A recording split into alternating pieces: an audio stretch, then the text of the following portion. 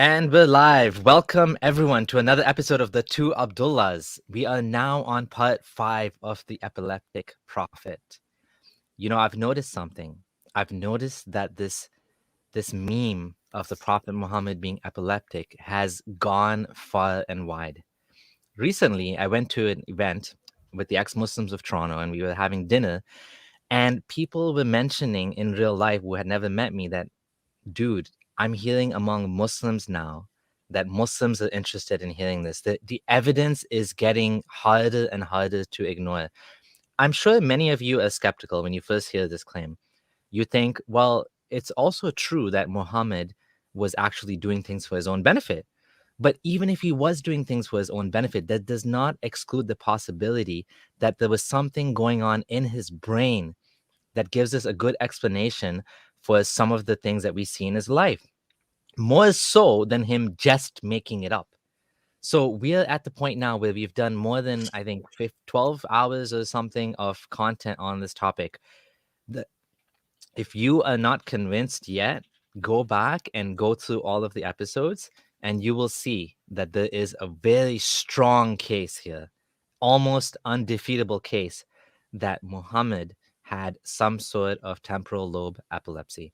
Now, today we're going to go through secondary evidence, and Abdullah Gondal, over to you. Hello, everybody. Welcome back to part 5 of the epileptic prophet. As discussed in the last part, we are switching gears now towards looking into the cascading effects epilepsy had on Muhammad's behavior and personality, how his personality changed, how he would get angry, his sexuality was affected, his OCD started popping up. So we will go through all of this. And then at the end, we have another section about famous cases that suffer from epilepsy and have achieved greater success in literary and military prowess than Muhammad. Uh, we will also go through his night journey, him screaming in the mosque, him seeing angels all the time, and a bunch of other things regarding his delusions. But with that said, we're going to open the slides and we're going to get started. Now, one thing we need to remember here that these are secondary observations that you will see in his behavior. So these are not the primary points. You have to keep in mind that you're viewing these uh, in line with his convulsions and his epilepsy that we've discussed in the prior parts. So with this slide, we first start off, we've talked about this earlier as well. Dr. Dedekov gives a little bit of a brief description of changes in personality you might see in people who are suffering from this kind of epilepsy. So he says excessive guilt and hypermoralistic feelings. What does that mean? So Muhammad might feel, if he doesn't do this according to Allah's will, he might be constantly feeling guilty of going to hell. The constant ideation that I might end up in hell, or God hates me, God will punish me. Hypermoralism. So a lot of the time you'll see that these people get obsessed with moral issues and they're obsessed with the problems in the world. We saw this in part 1 with the guy that was in the video with Dr. Ramachandran, that he was talking about what's wrong with the world, what's right with the world, and deep philosophical issues regarding morality. He then says an obsessionalism may be seen in complex partial seizure patients, compulsive ideas, ritualistic performances. So he's talking about Muhammad's OCD, his prayers, his religious rituals that don't really make sense when you think about it. Why do you have to pray 5 times a day? And it's this repeating, bowing, standing up, sitting motion that you have to repeat. Why is he repeating the word or Allah's name 99 times or 33 times? It's very specific. These things, when you start plugging them in the framework of the epilepsy, you start making a lot more sense of this. Then he goes on to say that CPS patients may have a heightened abnormal sense of the personal. So they might also become like, they have a grandiose attitude about their own beliefs, like prophethood, being chosen. And then following, he talks about patients have a heightened sense of religiosity. Why does this happen? Now, religiosity is actually tied to the temporal, but why? We see an interesting thing regarding the theory of mind. Theory of mind is our ability to project mental spaces for other people, i.e. somebody else can have another mind and we can project their thinking somehow. This ability ties in with the language center, which is also located in the left hemisphere, normally in the temporal lobes. Now, we've seen people who have autism or people who have other neurological disorders that affect that region of the brain are less likely to believe in God or angels because they have a different way of viewing how you project the theory of mind. So we can kind of localize that this part of the brain has something to do with religiosity for sure. And we have lots of evidence. We even have the God helmet. Some people can stimulate certain parts of the brain to induce certain sensations, but that is a little debated. Now, if you want to go into deep dive into the exact changes that you might see, you can look at the chart on the right side. We saw this last time as well. We're not going to go into details of everything. Let me just point out a few of them because Mhm. I think they're very interesting. Yeah. You already mentioned, for example, um, for example, hypermoralism, guilt, obsessionalism. We're gonna discuss hypergraphia as well, right? Can you tell us Mhm. what that means? So hypergraphia is something that pops up in a lot of people with the schizophrenia and epilepsy. It's the tendency to express your thoughts in either writing, drawing, poetry. It could be written or spoken. Uh, but yeah, this is also tied up with the language center again, with the temporal lobes. So if you have seizures that affect that part of the brain, then you're going to come up with these extensive treaties of writing. And we'll see in some cases where, in fact, the world's record holder for most books written is L. Ron Hubbard, who was diagnosed as a schizophrenic and was founder of Scientology, right? Or one of the most decorated scholars in literature right now and history of religion, Karen Armstrong. She's also suffering from temporal epilepsy. So we'll see some amazing cases like Lil Wayne, Danny Glover, and a lot of contemporary people that have been confirmed to be epileptic. And then lots of historical cases. And we have one more point for Farid to be refuted. And yeah, but keep in Uh, mind, these personality changes will be very visible to you. And you, as we go along, they become very obvious. Yeah, and one of the interesting points that we didn't talk about was humorlessness. Hmm. How Muhammad used to always say, "Oh, you guys laugh too much. You need to be more serious. Whoever laughs, it deadens the heart. If you knew what I knew, you would weep much and laugh little." The theme, most of these altered sexual interest, aggression, anger, a lot of these seem to fit incredibly well with the Hmm. persona of Muhammad as recorded in the Sahih Hadith and in the Sirah. And just to get one thing out of the way before we go any further, someone might ask, and this is something that comes up a lot: how is it that you guys are quoting Hadith, but you don't believe in Hadith? Like, you're not Sunni, you don't believe that all the Hadith are true, you don't believe some of these things. And what we are doing is we are going based on, from our perspective, the mythology, the creation of Muhammad that Sunni Muslims and some Shia Muslims, of course, as well, because we do go through some Shia sources, believe in. So we are showing based on your own sources that you accept. This is the inevitable conclusion. This is what you have to accept, that, like, based on your own preserved recorded sayings. And the other thing to point out is that many of these hadith, there could be no good reason to record it unless it was true. In the 7th century, for someone to record that this man was hearing ringing bells and he was foaming at the mouth and he was, all the things that the too specific, and the not points of theology that would, improve Muhammad's case.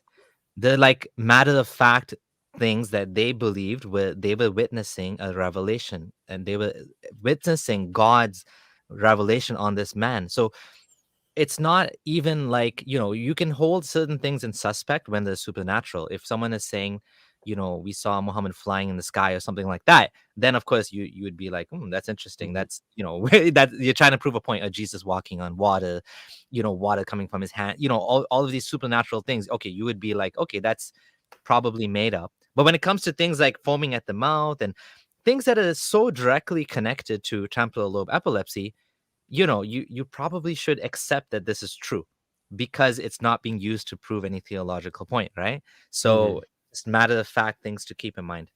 Yeah, Shall so we continue, or do you want to add anything to that? just want to add, like, again, this is not like this any big conspiracy or the Jewish Zionist people have gone together with the Illuminati finding or making this up. Like Samir said, these are all sourced almost exclusively from Islamic sources, right? So all of this that you're seeing, these 400 or 500 slides, most of the stuff that you find here is sourced from Islamic scholars, their writings, their books. Like you said, it doesn't make sense for them to make their prophet look like an epileptic, right? But yeah, we're gonna move on and let's see what we have in store next. All right, so we are gonna be at the section about anger. Now, this section is gonna be interesting, where we're gonna look at a lot of Muhammad's unstable behaviors, or him getting angry for no reason, or having erratic bouts of anger, his face turning red like a pomegranate for trivial issues, or for issues that you shouldn't be reacting like this. And that's what we're going to point out, that this guy was turning red way too much, to the point where no normal person should be doing or getting this angry this often. So we're going to start off firstly with Dr. Ali Sina. He's going to talk about the narcissism of Muhammad. So he's a psychologist, I believe. And after that, we're going to get right into the thick end of things.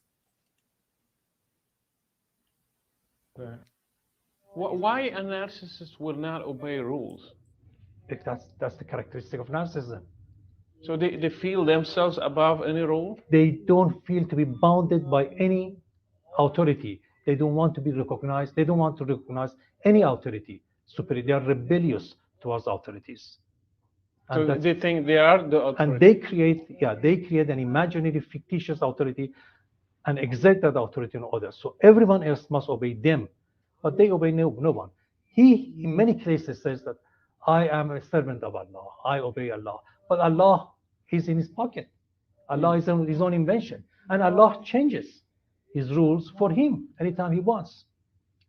So it's basically a convenient tool that he has created. And he says, okay, my Elias now says this, and changes his rules and laws whenever he wants it. But of course, he couldn't possibly say that's me. You have to obey me. He says, you obey Allah and his messenger. Go and rob people, bring the money to Allah and his messenger. I know that people are smart to know that Allah didn't have any need for those loots taken from the poor Arabs. All of that went to Muhammad.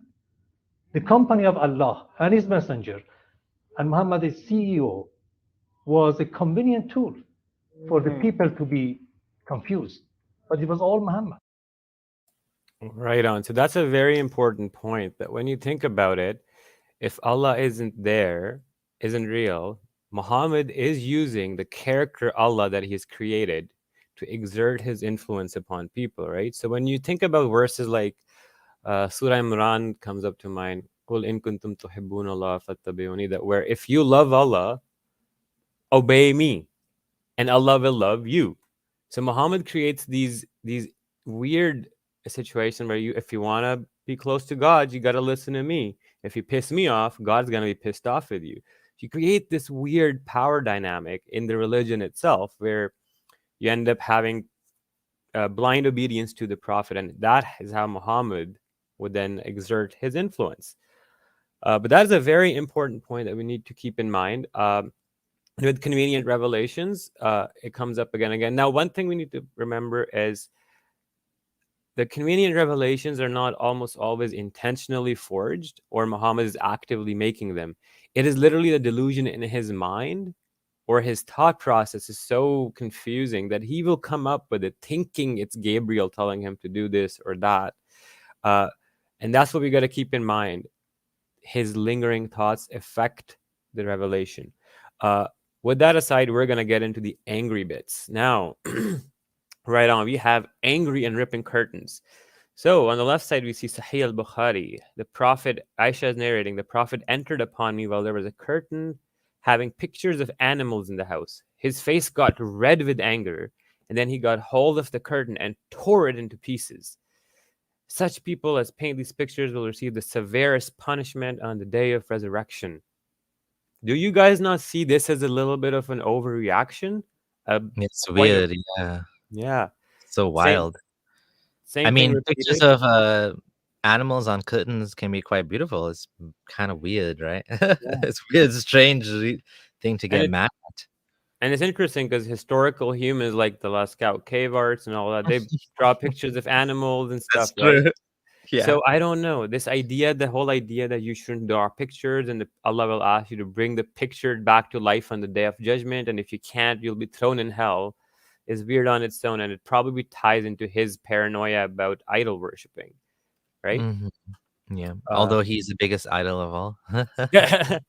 Right on. So now we're gonna go up to the next slide. Another thing we noticed with Muhammad is we see that he would yell a lot with anger, right? So Jabir said that when the God's messenger preached, his eyes became red, his voice rose, and his anger became violent.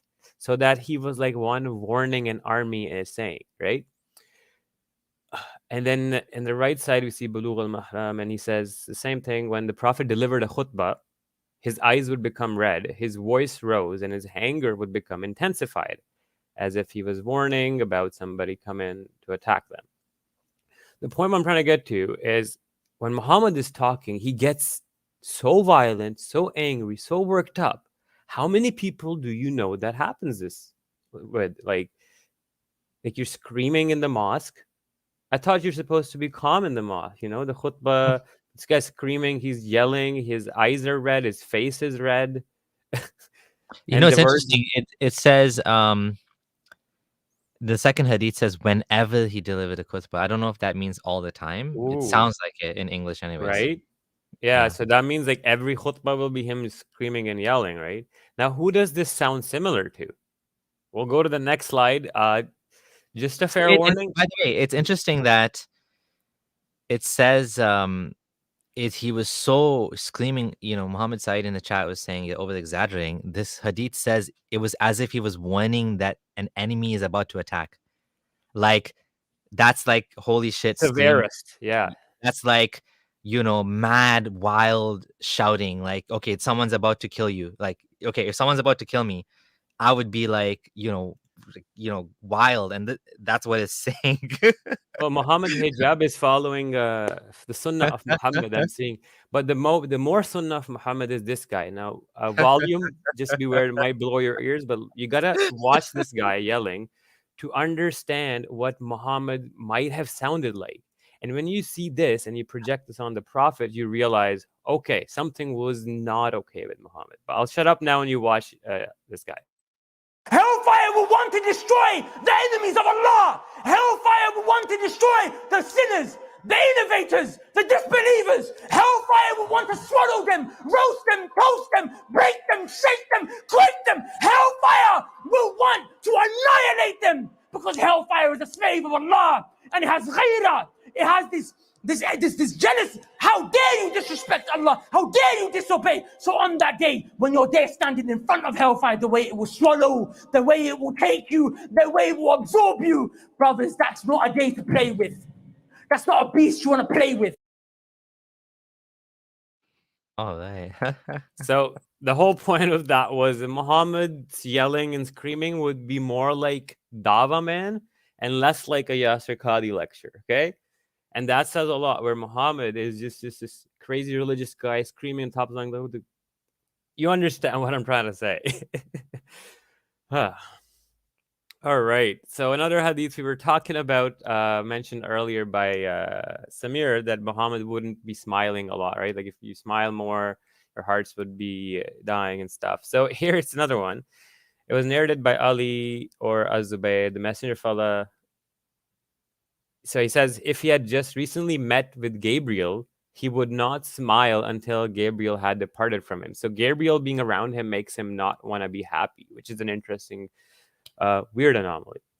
But with that said, we are going to go to the next one. Now, this is the red face. Now we start his face turning red.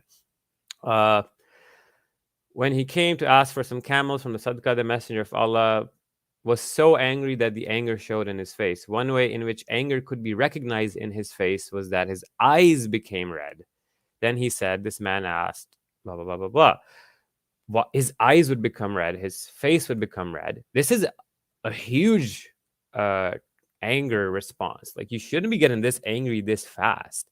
And okay, if it was once or twice Muhammad got angry, we'd be like, okay, yeah, like some things people have a hard time. But when you have so many narrations over and over and over again, then you start to notice that the personality of the person, he's angry. It's like that. It's like those memes with the veins popping out, and the guy's like, right? But now we're gonna go to the next one. So we are at slide 282. This one is about his face turning red like a pomegranate.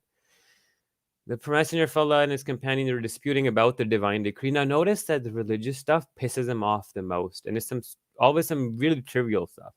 And it was as if pomegranate seeds had burst on his face, i.e. turned red because of anger. He says, have you been commanded to do this, or were you created for this purpose? And he was mad that it's a religious debate that they're having about what's allowed or not or something. And Muhammad's face is red, his with like pomegranate seeds. You know, it's funny because divine decree, qadr and qada, is one of the most confusing topics of all that to this day Muslims, are puzzled by. It's like a very normal thing to debate about, right? Exactly. It's always like this is always an ongoing discussion. That, like, did Allah create us for hell, knowing we're gonna go to hell? Do we have free will? Is it Allah's? Allah's everything's the will of Allah. So it's a challenge. It's a challenging topic. Yeah, and it seems like he got really mad about that. Interesting. Yeah. Well, as if a pomegranate seed had burst. It's a very explicit or specific detail they're putting. I don't know how.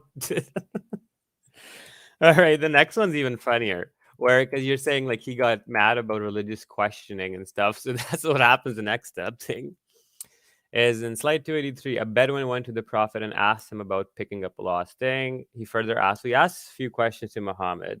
The bottom 3 lines. What about a lost camel? On that, the face of the Prophet became red with anger and said, you have nothing to do with it.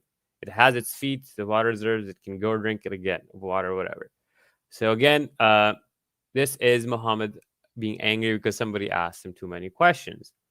Now the next slide, he turns. Let's elaborate on this a little bit. Why is he getting so? Is this about someone losing something in the haram and you're not allowed to? Well, what's the issue here with making? I don't understand. Why is he getting so mad over the? Okay, obviously, if you lost, a small thing, okay, whatever. But if you lost an animal, a sheep, that's like a big amount of money to lose. And if you lost a camel, like that's probably even worse. Like you could die. This is a desert. So why is he getting so mad over this? Isn't that like a fair question to ask? Like, right? Strange, I right? don't know. Now let's see what happens next. So here we have Zayd al-Khalid report that there came to Allah's messenger person, and the rest of the hadith is the same. His face became red, his forehead too, and he felt annoyed, and made an addition after the words. It's the same hadith from before, but he's adding more to it. So his face becomes red, his forehead becomes red, and he's feeling annoyed. Okay. On the right side, we see about a find, and then same thing about stray camels. Muhammad became his face. The messenger of Allah became angry so much so that his cheeks became red, or the narrator is doubtful that his face became red. So his cheeks, his forehead, his eyes, he's turning red like a tomato everywhere at this point. All right, now we have the next slide. Again, if you question Muhammad's authority or ask him too many questions, he's gonna turn red. Okay, it's like the red version of Hulk or something. On the day the Prophet divided and distributed amongst the people, this one's important. This is where they challenge Muhammad's authority and question his division. So I went to him while he was with a group of people, and I secretly informed that. Whereupon the Prophet became so angry that his face became red, and he said, may Allah bestow mercy on Moses, for he was hurt more than that, yet he remained patient. The distribution in which the pleasure of Allah has not been sought. So some people, some companions of Muhammad, were not happy with how Muhammad is distributing the war booty, right? Or the loot they've captured from their campaigns. So because he was questioned on it, Muhammad got so angry that his face became red. Because again, they're challenging his authority or implying that he's not being fair. In the next hadith, we see a very weird anomaly where somebody spitting makes Muhammad's face turn red. So, what I'm gonna say, I'm just gonna point out one thing because, just to clarify, it's good that we have Muslims, in the chat, like kind of pointing out things. Just keep in mind, guys, this is not. We're not saying this is the only thing. You have to look at the full picture. This is one part of the argument. No one's saying Muhammad got angry all the time, so therefore he has epilepsy. Yeah, don't It's part straw of man. it's part of a bigger picture, right? So just keep that in mind. Exactly. Here, this one's interesting. The Messenger of Allah saw some sputum in the Qibla of the masjid, and he became so angry that his face turned red. Then a woman from the Ansar went and scratched off and put some perfume in his place. The Messenger of Allah then said, "How good this is." But this is just very weird. Like if you find some spit on the ground in the mosque, like it's okay, just clean it up. Like it's not the end of the world. But like for your face to turn red and then freak out over something so trivial, this is what we were trying to point out, that he freaks out over things that you shouldn't be freaking out over. And they're mostly a lot of times of religious nature, right? So the kindling that Dr. Ramachandran mentioned in the first part comes to mind, the deep emotional deepening. Next Bro, one. وَإِنَّكَ لَعَلَى خُلُقٍ عَظِيم. He's the best of character in Muhammad. You look at Muhammad, you find the best of manners. So we should all be getting angry with our faces red. I mean, this is fine, right? All right. So now we have slide 287. On the day while the messenger followed. So he saw. Now, this might be a second incident of phlegm because there's a different person or some differences in the narration. Because that one's narrated by Anas bin Malik. This is by Ibn Umar. And he was giving a sermon when he suddenly saw phlegm on the wall towards the Qibla direction. So he became angry at people. He then scraped it and sent for saffron and stained with it.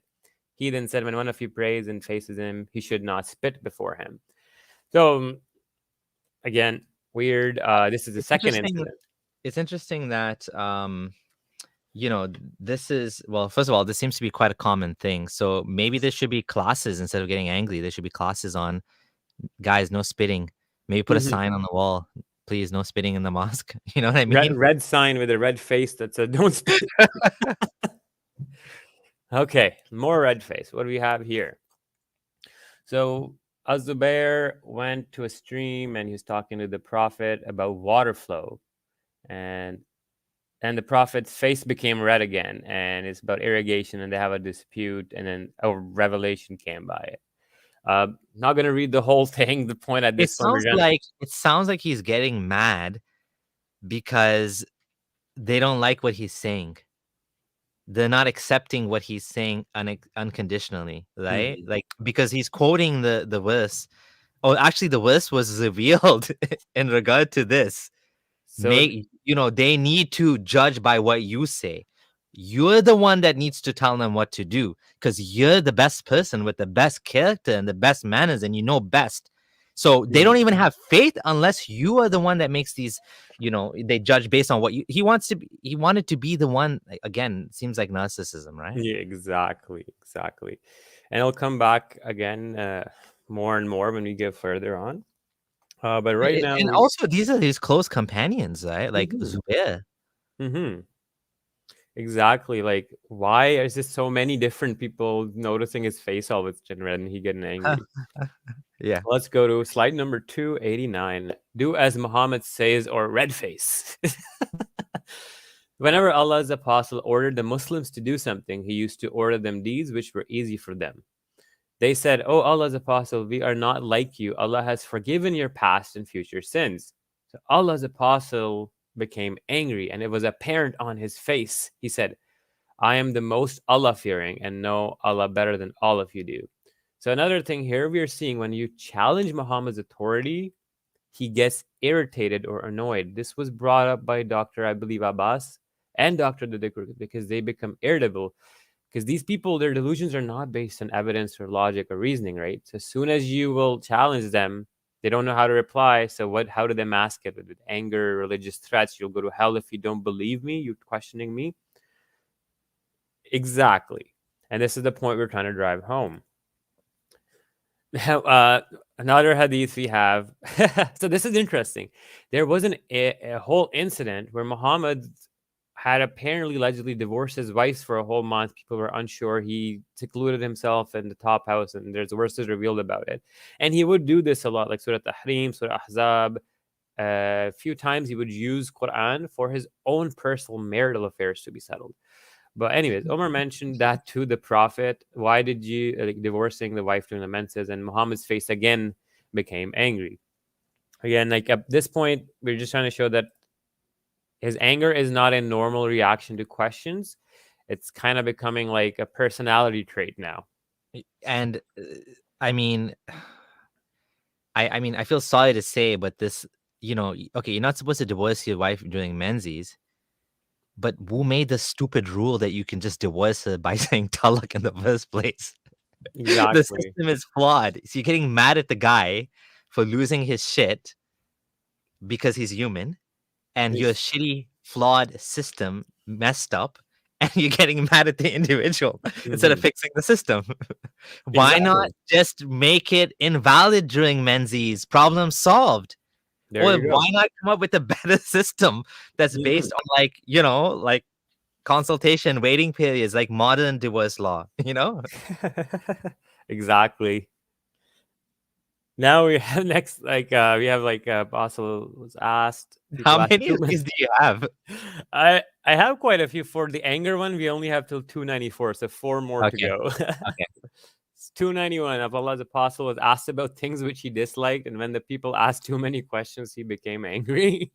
Yes. Yeah, Sarah mentioned this in the chat. Yeah. Yeah. And when Umar saw the signs of anger on the face of Allah's apostle, he said, "We repent to Allah." So yeah, they knew even that getting Muhammad angry, we have to ask Allah for, "Oh Allah, forgive us. We got your prophet so angry. Oh my God."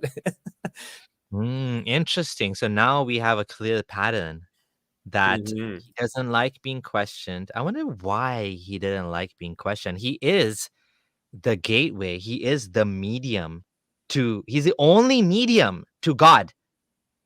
Why would he get mad? Mhm.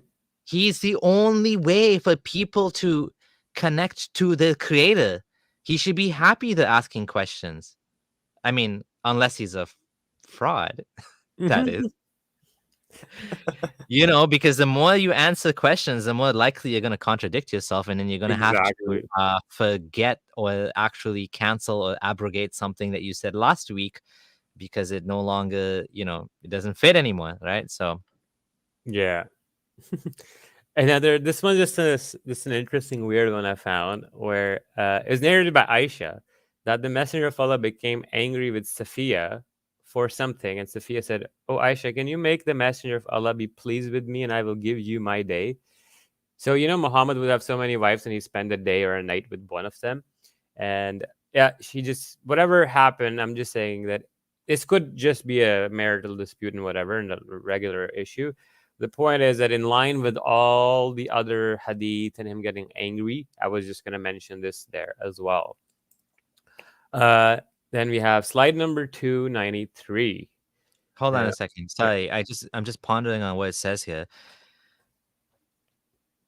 She basically gave up her night or day with Muhammad in order to make up to him, right? That's the deal?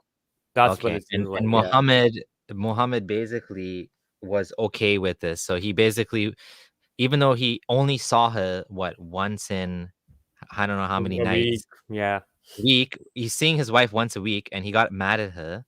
So in order to make it up to him, she's like, "Okay, how about you just don't see me at all?" And this is like a good thing. And a loving husband who wants to, according to the Quran, has to treat all his wives fairly, was okay with that, just not seeing her. Like he's not going to see her for 1 week. I mean, isn't there a hadith that a Muslim should not be mad with his brother for more than 3 days? Yeah.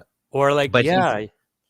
yeah, you're supposed to make up with your brother. But in this hadith, he's so mad with his wife that he doesn't even want to see her for less than a week. And then even then it's going to be 2 weeks till he sees her again.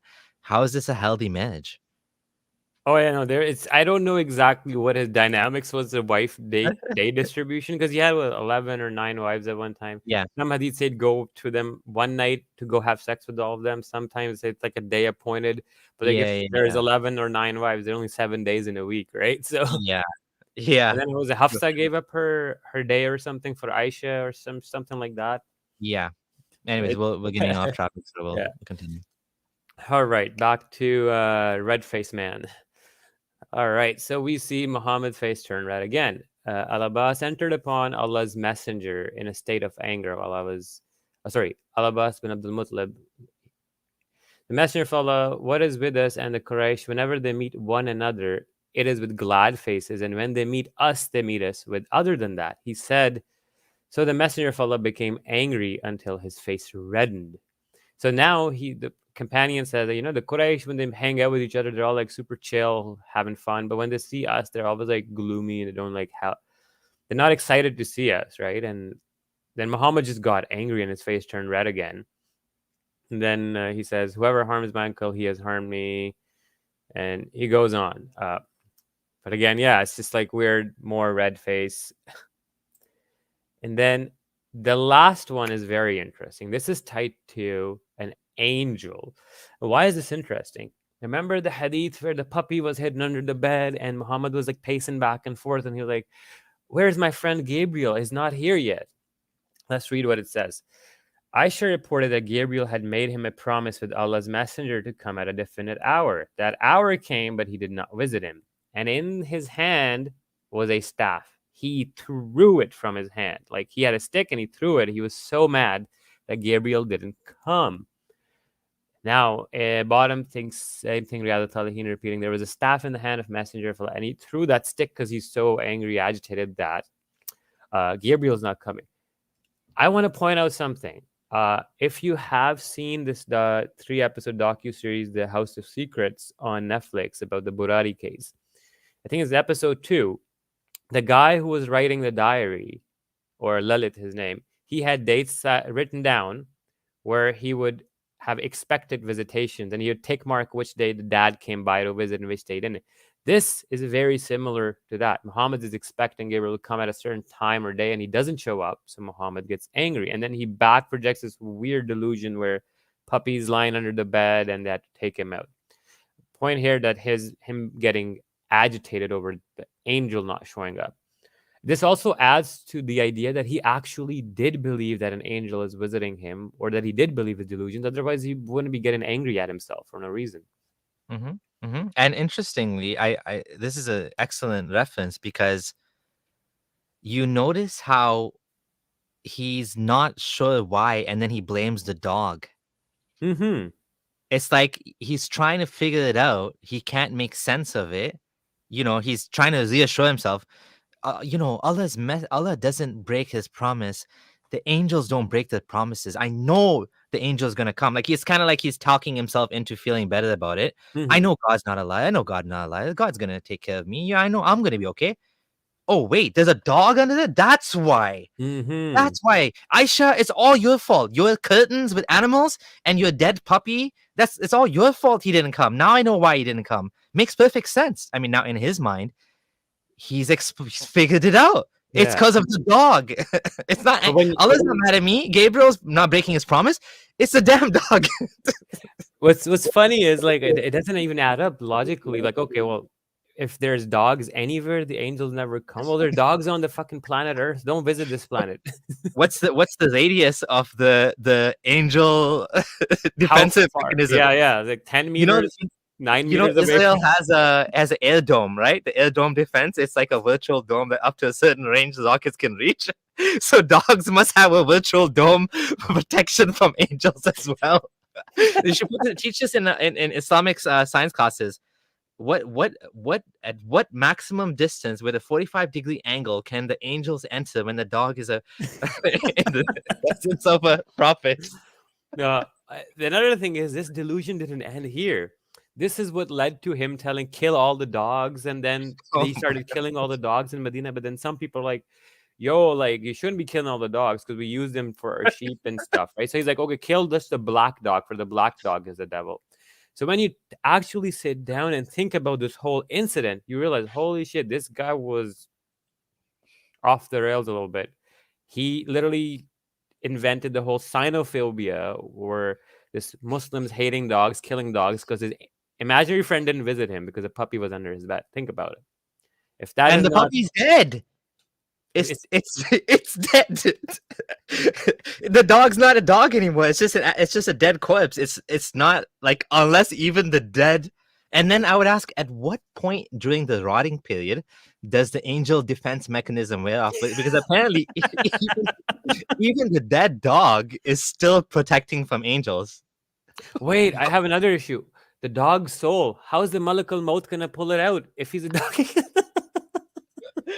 Somebody on Twitter, I forgot, one of our friends, mutual followers, was like, checkmate Malakal Moat. I have a dog, you can't get me.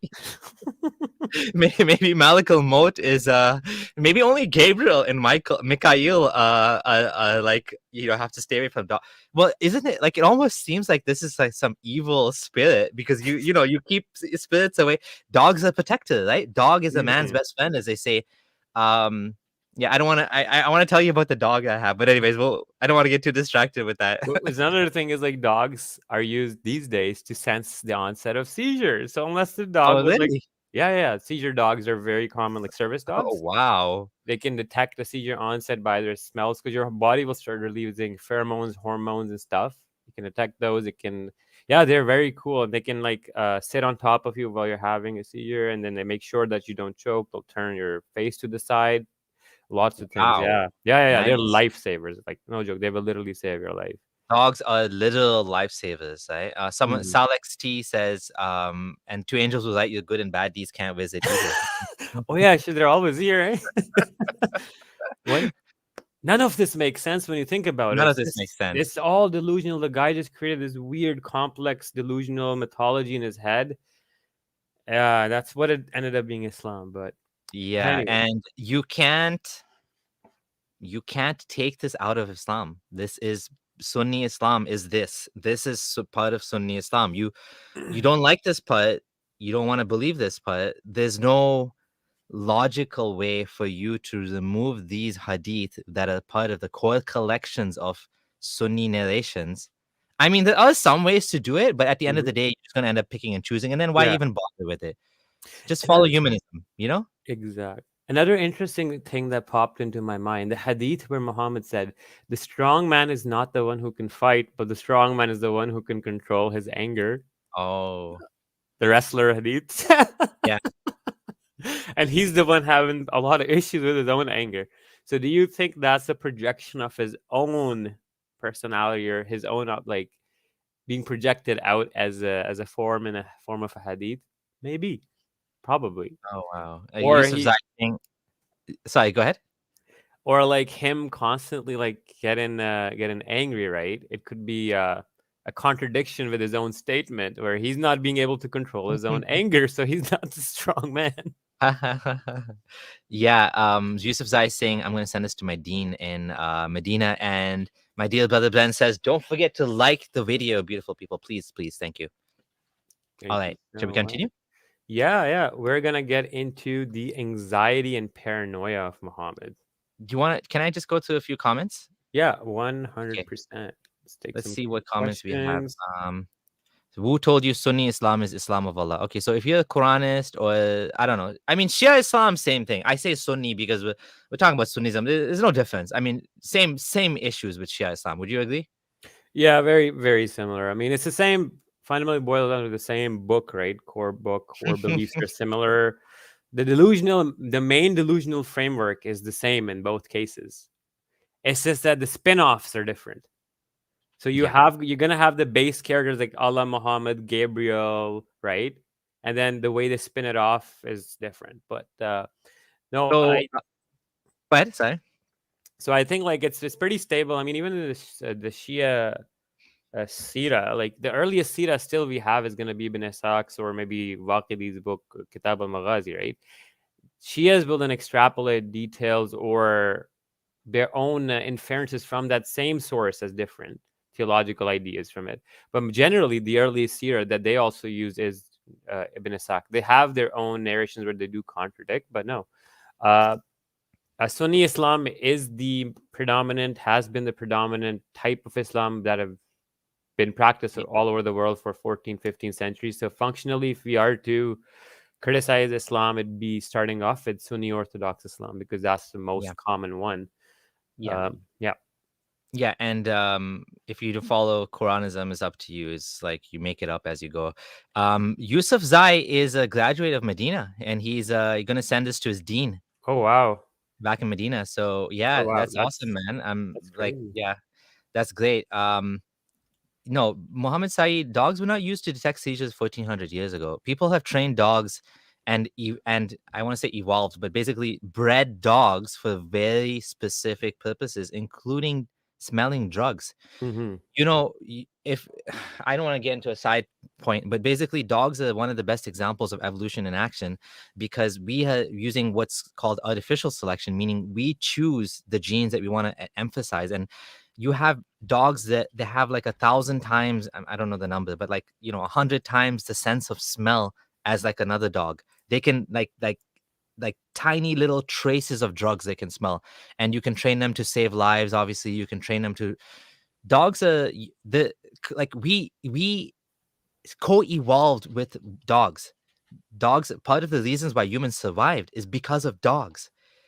Man's best friend is for the last I don't know how many thousand years. We've took the wolves, we tamed them, we use them for protection. And I said I don't want to talk about my dog, but I do.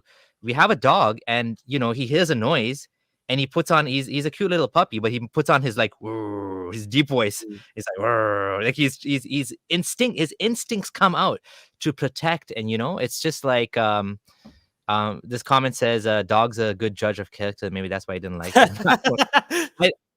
I think he just came. I don't know why he got fixated on dogs. Why would he get fixated on dogs? It's so weird. Like I said, you have to view Muhammad's personality as you're talking about not a normal person. Because if you start viewing it as a normal person, you'll have expectations of behavior that a normal person would do.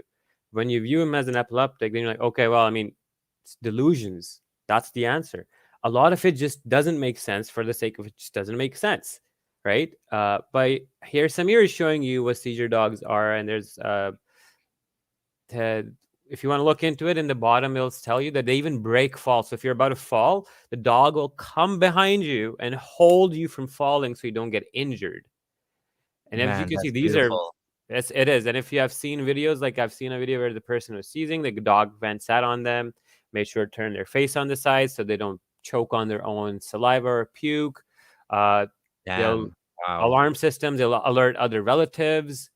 Yeah, that's beautiful. Oh man. Radha, who is a supporter of the channel, says he killed dogs, so merciful of a prophet. You could touch them and make them pure. What's his motive for killing God's creation? I think it's the same thing you said. It's none of this makes sense. It's yeah. I mean, you can't explain crazy things, right? Exactly. But I mean, there's a rabies. One person once mentioned that there was a rabies outbreak in Medina, and that's why they started killing the dogs. And Muhammad's way to explain it was that the Allah was causing this dog Satan thing as a mask or thing for rabies. Yeah, that was his idea. Was he didn't understand how diseases spread and whatnot, right? But this is a good question. I don't know about this. Did they have raised beds in those days? I have no idea what type of beds they had. Honestly, but I've seen hadith he'd lay on a mat or some palm leaves at times. I don't know about bed and pillows and stuff. There's a hadith where they had to put pillows under his head while he was convulsing during a seizure. So Medina friend says it's sad because Arabia used to have many dogs, and unfortunately now you don't find any dogs in Makkah. In Karachi, Pakistan, they kill like thousands of dogs. Like they pile them up and they just like that. Yeah. It's sad, yeah, but there's a lot of xenophobia. In fact, in Islam, most Sunnis will tell you dogs are haram to be pets or be around you unless they're guard dogs for a very specific reason. And that's what it was my whole life growing up. We weren't allowed to have pet dogs. You can have cats, yes, because Abu Huraira had the cats, but not the dogs. Yeah. And this is interesting because, like, how he says about dogs. Think about it. He talks about the braying of the donkeys when he sees the devil or something, right? So, and the roosters, like he sees the angel, something like that. Like, so he has a lot of delusions with cows and wolves talking. So he has a few animals that he does. Interesting. This actually is an interesting comment. It says actually the Prophet wasn't the one who introduced the concepts of dogs being impure. In pre-Islamic Arabia, there was also already a concept of dogs being impure. He just legalized it. This would be kind of like, for example, I grew up in a culture where number 13 is bad luck, and then I make it part of the religion that you cannot have a 13 something. Or for example, black cats are bad. I mean, this is a common superstition. I mean, I had a black cat, and black cats are lovely. Yeah. But I made it like black cats are evil. You have to kill the black cats. It's kind of like taking something from your culture and making it legalized, which is Exactly, like the black dog is the devil, like Muhammad said. Exactly that. Yeah. yeah, maybe that's a good way to put it. All right, so I guess let's continue. Yeah, let's get to the anxiety and paranoia section of the thing. So here, what we're going to talk about is Muhammad, because when you have epilepsy, you have a lot of coexisting issues with mental health, anxiety, generalized anxiety disorder, getting anxiety or anger or overly triggered over some specific issues. But one thing I need to point out, that Muslims that make fun of my friend Apostate Prophet or anybody else for this, just and remember that if you are joking about somebody having anxiety attacks, and if that's some weird clutch for you guys, then remember that Muhammad, your prophet, had anxiety attacks as well. I'm not making fun of it for him for that, but I'm just trying to point out that please be consistent. If you're trying to make fun of other people, just remember that your prophet was in a way worse state. So what is it? Slide number 296. Right on. Did I miss a slide? 297. Yeah. Oh, sorry, I 296. missed one. Oh, Perfect. sorry, I missed one. Okay, Right yeah. on. So we have Sahih al-Bukhari. Whenever a strong wind blew, anxiety appeared on the face of the Prophet. Fearing the wind might be a sign of Allah's wrath. Think about this. Normally, people see wind, nice weather, oh, rain's coming, people are happy. This guy gets sad and depressed because, again, kindling, everything turns about religion. The guilt we talked about earlier, like Dr. Dedekur, personality changes. He's taking everything takes a religious undertone, right? And he's anxious. Now, in the next slide, the clouds will make him anxious. So there's wind, there's clouds, there's rain, there's solar eclipses, like every normal experience that humans have. Exactly. So Sahih Muslim, Book of Prayer of the Rain, Aisha, the wife of the Prophet, saying, whenever there was when there was on any day windstorm or dark clouds, its effects could be read on the face of the Messenger of Allah, and he moved forward and backward in a state of anxiety. And when it rained, it was delighted. Aisha said, I asked him the reason of this anxiety, and he said, I was afraid that it might be a calamity that might fall upon my ummah. And when he saw rainfall, he said, it is a mercy of Allah. The guy is paranoid. He sees rain and clouds. He's like, oh my God, the world's about to end. The ummah is about to end. God is sending a calamity. It's just rainfall. In a desert? Yeah, it's blissful. You should be happy. And he I starts understand in walking. Bangladesh. I mean, I understand in Bangladesh. Okay, you see the rain clouds, they have floods, but in the desert, right? And that's weird. an interesting thing you clearly see, he started moving forward and backward in a state of anxiety. So he's literally being so anxious, he turns restless. He's walking back and forth. To get to that point of anxiety, that takes a lot of thinking in your head or spiraling in your head. Now, on the right side, Aisha says that if the Prophet saw a cloud in the sky, he would walk to and fro in agitation, go out and come in, and the color of his face would change. And if it rained, he would feel relaxed. So this is pretty interesting. He would go in and out, walk back and forth. He's having a bad anxiety attack almost. And his face is changing color too, it says. Yeah, so that indicates to me that when you have flushing, your blood pressure is changing. Either it's going red or pale. So it could be either heart rate going up or low, but this is so interesting, right? Wow, yeah. Now, 298, thunder and lightning. And we see again, it's a repeat of the same. The Messenger of Allah saw a cloud that looked as if it was bringing rain. The color of his face would change, and he would go in and out and walk to and fro. Then if it rained, he would be relieved. This is from Sunan Ibn Majah. So, and then he thinks that the rain's going to kill his people, like the people of Hud or something. And like I said, he's paranoid. He's straight up paranoid at this point, where he literally sees clouds and freaks out. Whenever the wind was stormy, the Prophet of Allah used to say, "Oh Allah, I ask thee for what is good in it." If there was thunder and lightning, his color underwent a change, and he went out and in, backwards and forwards. And when the rain came, he felt relieved. Yep. So he's basically. It would explain why he was more believable if he's sincerely acting out this paranoid anxiety of like the world coming to an end every single time it rains. The people around him must have been like, holy shit, like, does he know something we don't know? I mean, of course, now in today's world, we understand weather patterns and stuff, and we have weather prediction models and complex mathematical models to, and satellites. But at that time, you see some guy freaking out. I mean, I'm sure some people thought he was just crazy, but other people might have seen the sincerity in his freaking out. And again, this adds to the idea that Muhammad, in fact, did end up believing his own self, because why would he be acting so weird? Right? So, Yep. Next slide up, we have solar eclipses cause anxiety for Muhammad. The sun eclipsed during the time of Allah's messenger. He stood in great anxiety, fearing that it might be the doomsday. So this guy was straight up having full-blown paranoia. Like, he's having doomsday delusion paranoia, where he's literally thinking the world is about to end because the sun got covered, right? And then he came to the mosque, and then he stood up and prayed with the prolonged qiyam ruku. So he prayed a lot. And these are the signs that Allah sends, blah, blah, blah. But yep, the sun eclipse, he frightens his servants. So this is just straight up paranoid, delusional thinking being seen right there. Yep. Nothing more to add to this, but yeah, Muhammad was not the sanest guy. One more thing, just to, this is again, I think this is something worth pausing on. A solar eclipse is something we understand so well today. Pete the Rationalizer made a video which blew me away when I was researching leaving Islam, where he said we can look up the date that this eclipse happened in Muhammad's life. Take that. We can look up when in 632 or whenever, 620, that this particular eclipse that he saw happened. That's wild. There should be no reason to be scared of an eclipse. It's a natural, again, like, it's a natural phenomenon. It happens so many years to the precise mathematical point that you can download a calendar.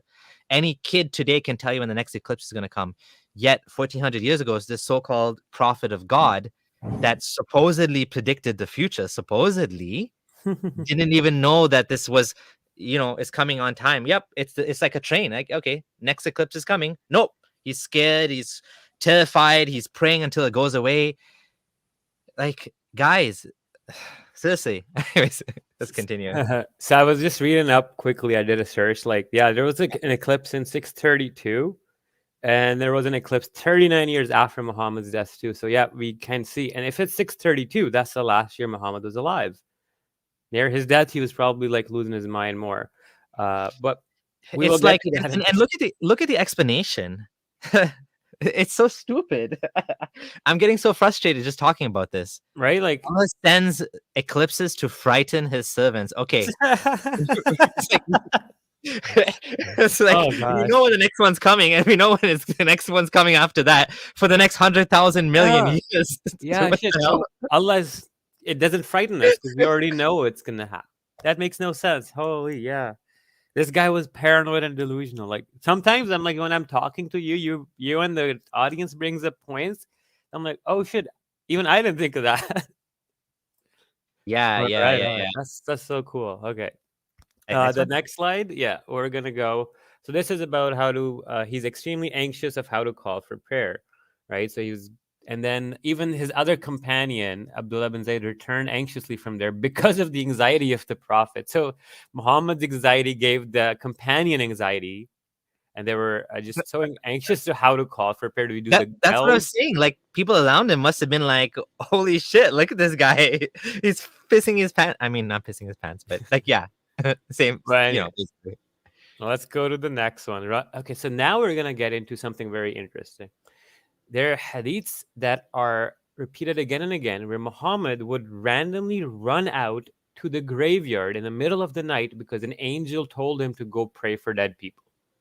This was so anomalous that Aisha noticed it. She would chase and follow him and then caught him. But let's start. Malik related to me from this guy that she heard Aisha say, the messenger of Allah, bless him, rose one night and put on his clothes and then went out. I ordered my slave girl, Barira, to follow him. So she'd send like the slave girl to spy on Muhammad, and she followed him until he got to Al-Baqi, the graveyard. He stood near it as long as Allah willed, and then he left. Barira arrived back before him and told me, and I did not say anything to him until the morning. And Muhammad then says, yeah, I went out at night just to pray for the dead people. On the right side, we see from his mother, Aisha said, well, got dressed, went out. He stood near the graveyard, and then he left.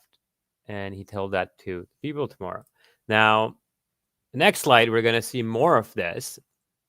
Exactly, that is when he hit Aisha. We're going to get to that one too. Do normal people sneak out to graveyards every other night? Aisha reported whenever it was her turn to spend the night with Messenger of Allah, he used to go to Baqi at the last part of the night and say, may you be safe, O both of the believing people, blah, blah, blah, blah. And then on the right side, we see every time it was her night, he would say there, he would go out at the end of the night, assalamu alaikum. So he's saying salam to these dead people to go pray to them at the end of the night. Yeah, this is not normal behavior. And the next slide is when we get to the point where it was too ridiculous and he hit Aisha. He actually hit Notice Aisha. he's also saying, soon we will join you. He's saying to dead people, we're gonna be dead soon too. Like this. Yeah. It's weird, man. Now when you think it, this is what I'm trying to tell you. When you actually see his personality, his actions in the bigger picture, you realize this guy was bonkers. Like he was not normal by any sense of the word in our times. So we're gonna go to the next slide, 303. And this is the long one. So this one we have to read because we need to understand what exactly happened. Aisha says, shall I not tell you about the Prophet? Then she says that when it was my night, he came in, placed his shoes by his feet, laid down in his garment, and spread his lower garment on his bed. As soon as he thought that I had gone to sleep, he put his shoes on slowly and picked up his rida slowly. Then he opened the door slowly and went and shut it slowly. Muhammad is trying to sneak out. I put my garment over my head, covered myself and my izar. So Aisha's like, I want to see what is he up to. Right? And I set out after him until he came to Al-Baqi, raised his hands in the graveyard 3 times and stood there for a long time. Then he left and I left. He hurried and I hurried. He ran and I ran. And I got there before him and entered the house. So Aisha follows Muhammad in a sneak out mission at night. He goes to the graveyard, raises his hands 3 times, and is standing there, I don't know, talking, praying for dead people. It's like 3, 4 in the morning, straight up out of a horror movie or something. Like very, very dark. Think about what's going on in this guy's head for him to go to a graveyard at night and do this. And his wife chases him. He then starts running and they come back. Okay. Right. I had only just laid down when he came in and said, "Oh, Aisha, why are you out of breath?" And he said, either you tell me or Allah will tell me why you're out of breath. So he blackmails Aisha using religion. Okay. And then she says, "Oh, Messenger of Allah, may my father and mother be sacrificed for you." I told him the story. Now Muhammad says, "Oh, you were the black shape I saw in front of me." And then Aisha said, "Yes." She then says, "He gave me a shove in the chest that hurt me." And he basically hits her in the chest. Okay, so if you look at the word that's in the dictionary, this is he caused her significant or pain in the chest area. Okay, so when you think about Muhammad runs out at night, sneaks out of his house, Aisha follows him. Muhammad realizes he got caught. He's mad at Aisha and he pushes her in the chest or hits her in the chest. Okay, you thought that Allah and his messenger would be unfair to you. And then he blackmails her more. So he And then he said, Jibril came to me when you saw me leave, but he did not enter upon you because you have taken off your garments. So he called me, but he concealed himself from you. And I answered him, but I concealed it from you. I thought you had gone to sleep and I didn't want to wake you, and I was afraid that you would feel lonely. He told me to go to Al-Baqi and pray for forgiveness for them. This is a straight up like a crazy guy's like night adventure that happened there. Like, I don't even know what to say. He's running out praying to dead people in the middle of the night because an angel told him, and his wife chases him. He hits his wife, causes her pain. I mean, she's just worried about him. Like, what the hell's going on here? Going out in the middle of the freaking night in the desert. Exactly. That's normal, right? Exactly. That's this one just is bizarre. Yeah. Street Fighter Mo Black Angel said, "Don't spit out your coffee." Oh my god. So Yeah. he didn't actually know who it was that was following him. I guess in the dark you can't really tell. In other hadith, there's other hadith, you can look him up on Sunnah. And so Aisha was, at first she thought he was cheating on her. He was going to one of his other wives or slave girls at night, so she would send the slave girl to follow him. I made a long post, and remember I stream the scandals of Aisha, so I have these hadith sorted and saved for that. They come up in a very interesting way, and yeah. But yeah, it's weird. He runs to the graveyard at night. This one was just what the hell was going on in this hadith, right? It's narrated by Jabir. The people saw fire in the graveyard and they went there. So at night, they saw some fire or some light in the graveyard. They found that the messenger of Allah was in a grave and he was saying, "Give me your companion." This was a man who used to raise his voice while mentioning the name of Allah.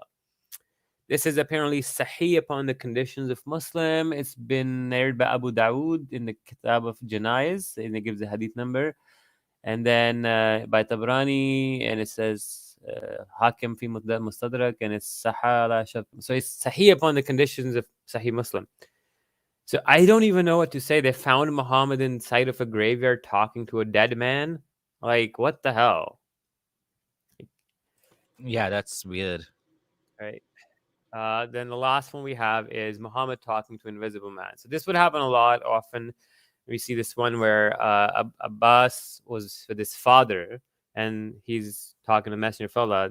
There was a man who was with him, conversing with him, and it was as if he was not paying attention to my father. So the father said to me, "Oh son, did you not see how your cousin did not pay attention to me?"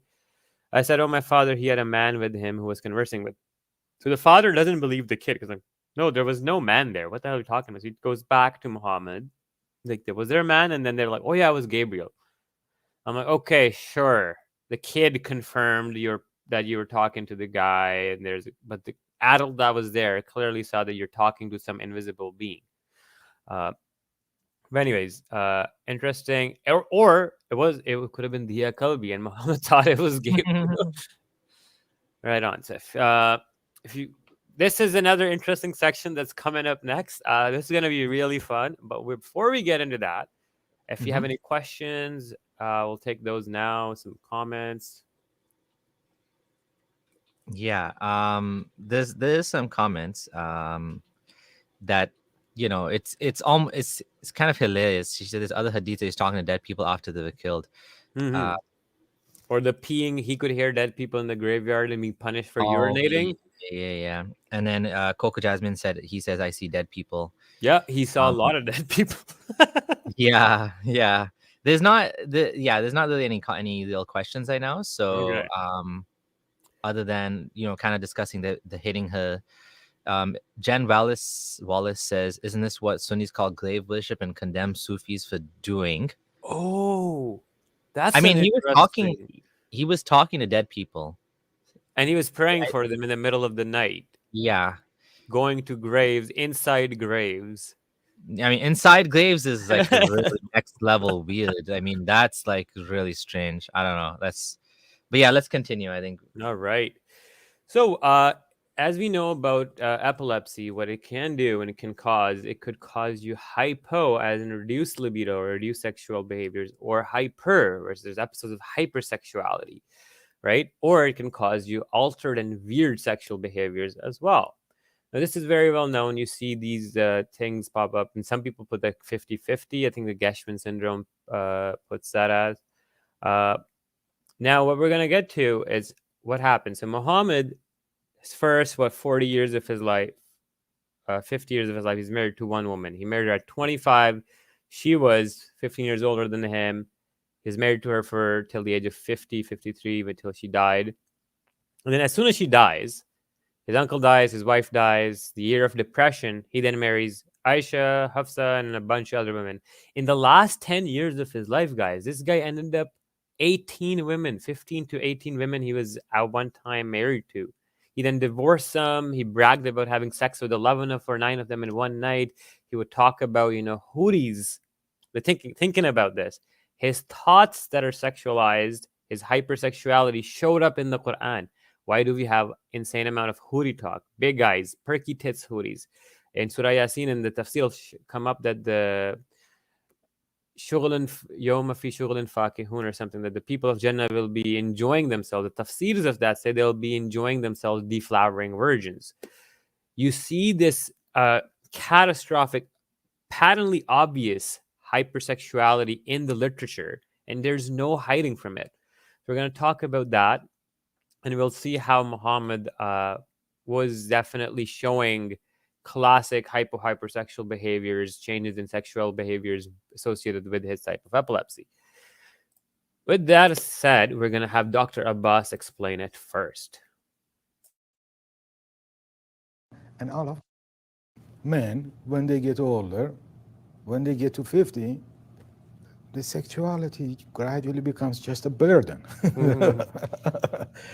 And then it gets to a point in later ages that it is a burden. And he did not get married until he was 25. Right. If he had hypersexuality, it would have been okay for him As a young man in there to do it. Because he was a prudent person, he waited to get married in a proper way, which he did, and got him the things that he wanted, as an intelligent person would do. And he was that. So now, suddenly you see a person at that age who is supposed to, with all of these problems and so on, to go down, especially after losing Khadija, which was such a big thing for him. Yeah, it's a big loss for him. He got married to 2 of them at the same time. Right. Okay, same year. Right. I'm not sure about this. You know the dates better. Was that in the year of Hosn? Yes, it was right after Am al-Hazn. Yeah, right. Yes. In the same year. Okay, that's the year of depression. Right. In year of depression, Right. getting married to 2 people Right. at the age of 50 for a person who did not get married until 25 because he wanted to do it the right way. Right. Totally abnormal behavior. It shows just how I was saying that the stimulation of that part of the brain causes that the person does not have control over His sexuality. senses. They begin to lose the control over their instincts. Have you seen patients with this sickness and they changed in their sexual life? It always happens, but see, now it's not 1500 years ago. What we do most of the time is that when you think the person is having seizures, you put him on medication, seizure medicine, and it always works the other way around. So the problem that we have is that they have hyposexuality most of the time. Right. We don't see hypersexuality because of the medicines. But the issue that there is a significant change in sexual behavior is another stamp. Wow. So when you have an expert tell you that that's totally abnormal behavior and that his sexual changes were abnormal, and he says it's a stamp, his sexual behaviors are a stamp to prove the argument that he probably was suffering from epilepsy. Yeah, why would you marry two women the year of depression? And it seems like the depression triggered him. Another interesting point is he's saying, why do we see hyposexuality in patients today? Mostly is because they're on seizure medication, anticonvulsants. That means their libidos are low. So that's one of the reasons why. Whereas back in the day of medicines now there, you'll see like it's kind of like a up and down, altered sexuality, hypo and hyper can both come up. And we see that with Muhammad. Uh, but yeah, that is very interesting that he waited till the age of 50, and after 50, he marries 18 women. That is, like he said, totally abnormal behavior. And one thing I want to point out is even if he had hypersexuality before 50, because because he wasn't in a position of power, he didn't have access to women to use them for his hypersexuality. Because when in Medina he got there, he then used literally the words to marry more than 4 wives, and there's a verse in Surah Sab, any believing woman gives them to you, you can take them. And Aisha said, your Lord hastens to fulfill your desires, right? So there's that aspect to the argument as well, that as when Muhammad got control, he started exercising that. Right on. So next slide we're gonna go to is gonna get So, to. yeah, I just want to say thank you to Dude Abidis for the 10 British pounds donation. Appreciate it. Thank you so much. Thank you so much, man. Thank you. Thank you. And we're going to try to do that this time going forward as well. This time is better for me as well. And we're going to try to see if we can do it during the day so we can get more people. There's a lot more people, a lot more subscribers awake at this time from other parts of the world. So we'll try our best to keep going at this time. Okay, so next slide I will put up. Right on. So who says Muhammad married 15 to 18 women in the last years of his life? On the left side, we see a history of Al-Tabari. I think it's volume 8 or volume 9. He says, reports about the messenger of God's wives, those who survived him, those who left him. And he says, my father reported to me that the messenger of God married 15 women and consummated his marriage with 13.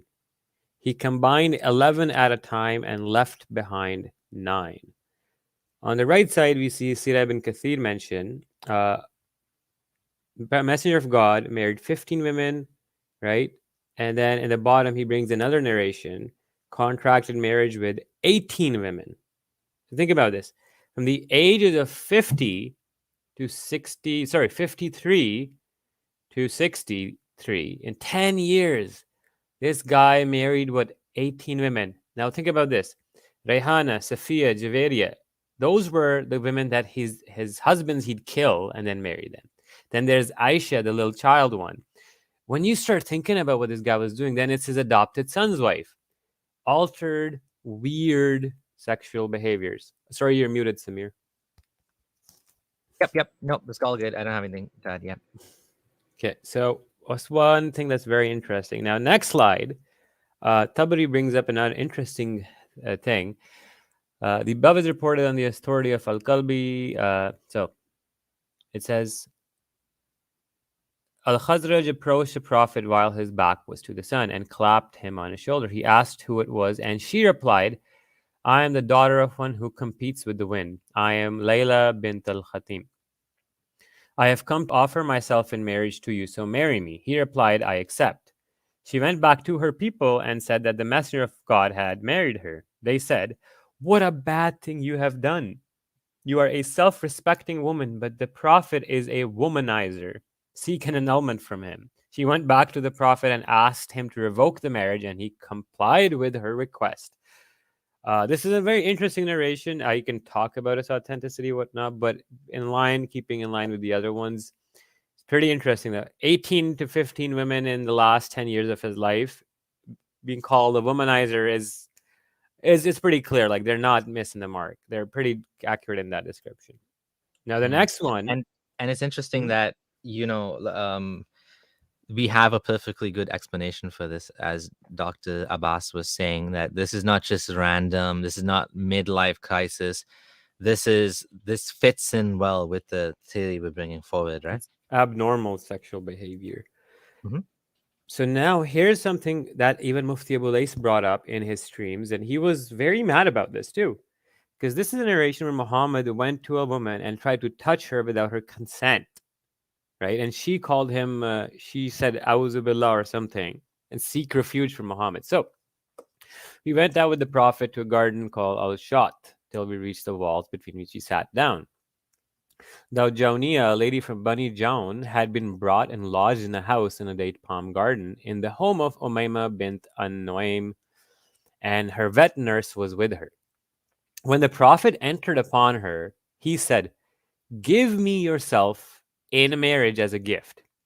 She said, "Can a princess give herself in marriage to an ordinary man?"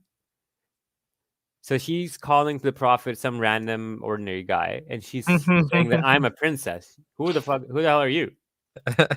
Yeah. But then the Prophet raised his hand to pat her so that she might become tranquil. When a woman touches you, when a woman tells you, I don't want to marry you, your next action should not be to try to touch her to calm her down. That's buddy trying to sexually harass her. Yeah.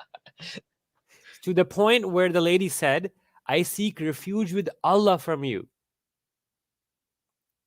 This is the Yeah. Prophet of God we're talking about, right? And in That's the wild. right side, I asked Zuhri, which of the wives the Prophet sought refuge from Allah from him. He said, when the daughter of Jaun entered upon the Messenger of Allah and he came close to her, she said, "I seek refuge with Allah from you." And then he said, "Okay, you know what? Go back. Leave me alone." And she sent her away. And that is just bizarre where like he's like going after women. And that's what the other thing we are trying to show here is like he go out of his way to get all these women. Like, what's the problem, dude? Like, chill out. You have 9, 11, 10 wives. How many? You have sex slaves. Like, how many do you need, Muhammad? Why do you need so many? So I'm just trying to understand the context of this hadith. When he's saying "give me yourself in marriage as a gift," was she a slave or this is just a random woman? She was lodged. She has to be a free woman. So why is he saying "give yourself as a gift to me"? What the hell? Like, I'm weird- like, okay, like talk about entitled. Hey, maybe that's a pickup line. Hey, babe, give yourself to me as a gift because I'm the best. Like what? It's strange. Always Yeah. room for another wife. Question for you because good question. Where is it? Basically the question was what happened? Why wasn't he hypersexual in childhood? I'm trying to find it here. In his youth. What can cause this to become triggered so that yes. why was it a change? Like So it there could wasn't be. he was saying okay, so actually by the way, Dr. Abbas was saying if he was hypersexual in his childhood, then we wouldn't basically look at it so out of place when he was in his 50s. But the fact was he went from being prudish to changing to Mhm. being hypersexual. But what could cause it to change like that? So know? again, like he said, he mentioned depression as a trigger, his wife dying in the Amul Hazan, and after that he started marrying the women, right? So that's one Okay. thing. Depression and trauma could be triggered. The other thing was that when you're young and stuff, if he was like sexual like teenagers are, it would be normal behavior. It wouldn't be out of Yeah. ordinary. Plus, like if you do have seizures and stuff, you can get, like he said, hyper and hypo. Another thing was if Muhammad was an orphan in the society, he was a shepherd and whatnot, he wasn't very well respected, and he was turned down by, I believe, one of his cousins for marriage before Khadija, right? So it's not like he didn't try. It's just that he wasn't in a position of power to be able to get something, right? When he That's did true. get to Medina, it was like, yeah, 18 women, buddy, in the last 10 years. As soon as his first wife died, he waited not even a couple months to marry somebody else. Mm. Right? I don't remember if this is correct or not. Salex T is saying, ask Gonal, didn't Dr. Ramachandran say epileptic people normally have hypersexuality when the age rises? I don't remember exactly. It could go either way. It's Yeah. normally like hypo and hyper. It depends on a lot of factors. The seizure frequency. So if you have grand mal attacks, your brain's going to be just like depleted of neurotransmitters. You're going to be tired after it. So you're obviously not going to be having the urge to have sex, right? But Mhm. and then the medications you put on, anticonvulsants, or it could go vice versa, where the seizure is of such nature that it triggers sexual responses, which we will see too, because Muhammad does mention something very peculiar about getting revelation under the blanket of Aisha. Okay. Yeah. So, all right, we are on the next slide. This is to show you that Muhammad was actually bragging about his sexual powers at the age of, I don't even know, it would be about 60 in this, 55. This is all after 50. The 9 number, so 11. Yeah, this would be the later 2-3 years of his life. Anas bin Malik reported that the Prophet used to visit all his wives in around during the day and night, and they were 11 in number. They asked, how did the Prophet have the strength for it? We used to say the Prophet was given the strength of 30 men, and he had 9 wives. And in the bottom, Bulugh al-Mahram, he would have intercourse with his wives one after another with a single bath. What? The That's Prophet weird. used to go around, have sexual relations with all his wives, and one night, and he had 9 wives.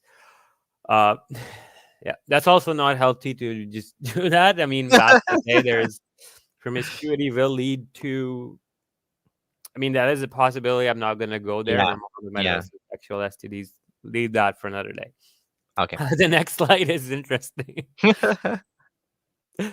The power of 100 porn stars. Now, what I'm trying to show you here is the projection of Muhammad's hypersexuality creeping into the theology, or the theology is forming around his hypersexuality, where he's going to get 72 wives in heaven, perky boobs for the houris in heaven, stuff like that. Oh, And now we're interesting. seeing his delusional brain creep into Islam on its own. It's forming Islam's vision of what paradise is.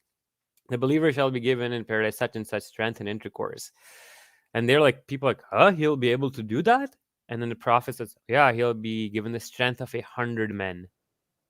Right? Oh, this is again like kind of like the dog thing where he Mhm. can't figure it out, so he blames the dog. Now he's like basically projecting his own, I don't want to say craziness, but his own peculiar brain state onto the religion. That's a good point. Mhm. And then in the next one, what we find as weird, bizarre stuff. So this is Surah Yasin, Surah 36, verse 55. Inna ashabul jannatil yawma fi shughulin fakihun. Indeed, today the inhabitants of paradise are busy in having fun and enjoyment, i.e., pleasures. What are those pleasures? Delighted in pleasures such as deflowering virgins. Okay, on the right side, I believe Stabari's thing, and he says all the highlighted bits are like deflowering virgins, deflowering virgins. These are numerous narrations. In fact, I had a post on this too, where there's like 14 different tafsirs actually mention this. Mhm. And yeah, this is just to show that it's just bizarre. I can send it to you guys. I'll I link it. just want to remind people why we quote tafsir. So there's multiple layers in explaining these things. The first layer is primary sources, Quran and Sunnah. The second layer is, of course, tafsir, which is interpretations of those who were experts in the field at those points in time, with the understanding of the language and the scholarship. It does not mean necessarily that this is the only interpretation, but it is a well-respected Sunni tradition. You could say it like that. Like these guys. Now, does that mean that, of course, it does not mean this is exactly what the Quran says, because someone could say, well, you're strawmanning the Quran or the Hadith or whatever. But no, we're not. We're just showing you from the Islamic perspective fairly, from multiple layers. And then, of course, the last one would be not tafsirs, but would be like modern scholars. That, I mean, a tafsir is just a scholarly interpretation anyways, but these are like well-known scholars, let's just put it like that, right? Like giants of the ummah. And then, of course, the very last one would be modern scholars. So we're building a case based on multiple layers here, right? Do you want me to share that Facebook post? Yeah, if you can. That has a lot of screenshots just to show you that this is not an anomaly. Literally every mufassir knows about this. Okay, 1 second. Yeah. Thanks. Let's share my screen. Share. Oh, wait, I did share my screen already. So 1 second. Oh, geez, load. Come on. Okay, for some reason it's not loading. That's okay. Let's continue. Yeah. Let's continue. Yeah, we'll get the point. I can share the link. People can look at the screenshots later. There's a lot. All right. Next one, infamous verse in the Quran, which goes in line with his hypersexuality creeping in. Wakawaib atraba, which is, and full bosom maidens of equal age, full breasted mature maidens, And the Tafsir of Ibn Kathir underneath, he says, meaning wide-eyed maidens with fully developed breasts. And Ibn Abbas, Mujahid, and others have said this means round breasts. They meant by this that the breasts of these girls will be fully rounded and not sagging because they will be virgins equal in age. This on its own shows how crazy. You're muted, by the way. How Islam can be formed around the delusional thinking of Muhammad's sexual idea and fantasy. Like, not everybody likes these things. Why are we so subjectively bound to Muhammad's idea of what beauty is or whatever, right? I mean, I've already known a lot of these points, but now when you connect it to the temporal lobe epilepsy, it makes that much more sense.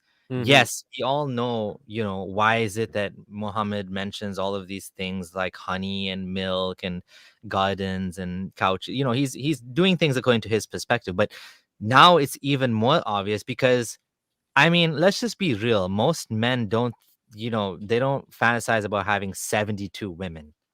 That's just weird. I mean, that's excessive.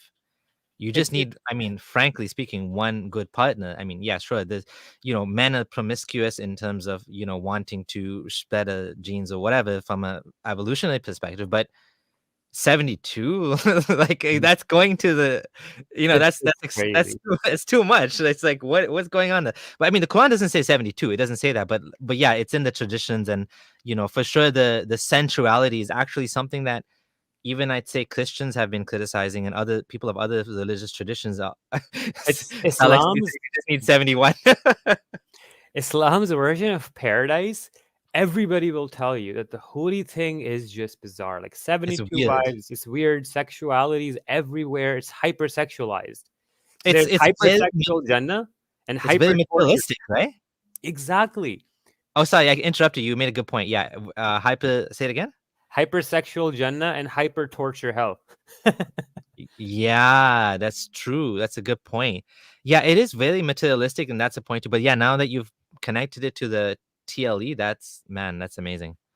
And then you ask, like, in terms of like what form are we gonna be there in Jannah? Like, are we gonna have the same body parts? What age? Like, it's so many variables. Are we gonna even have the same body? Sexuality, our idea of sexuality is tied to our human body right now, and hormones and stuff, right?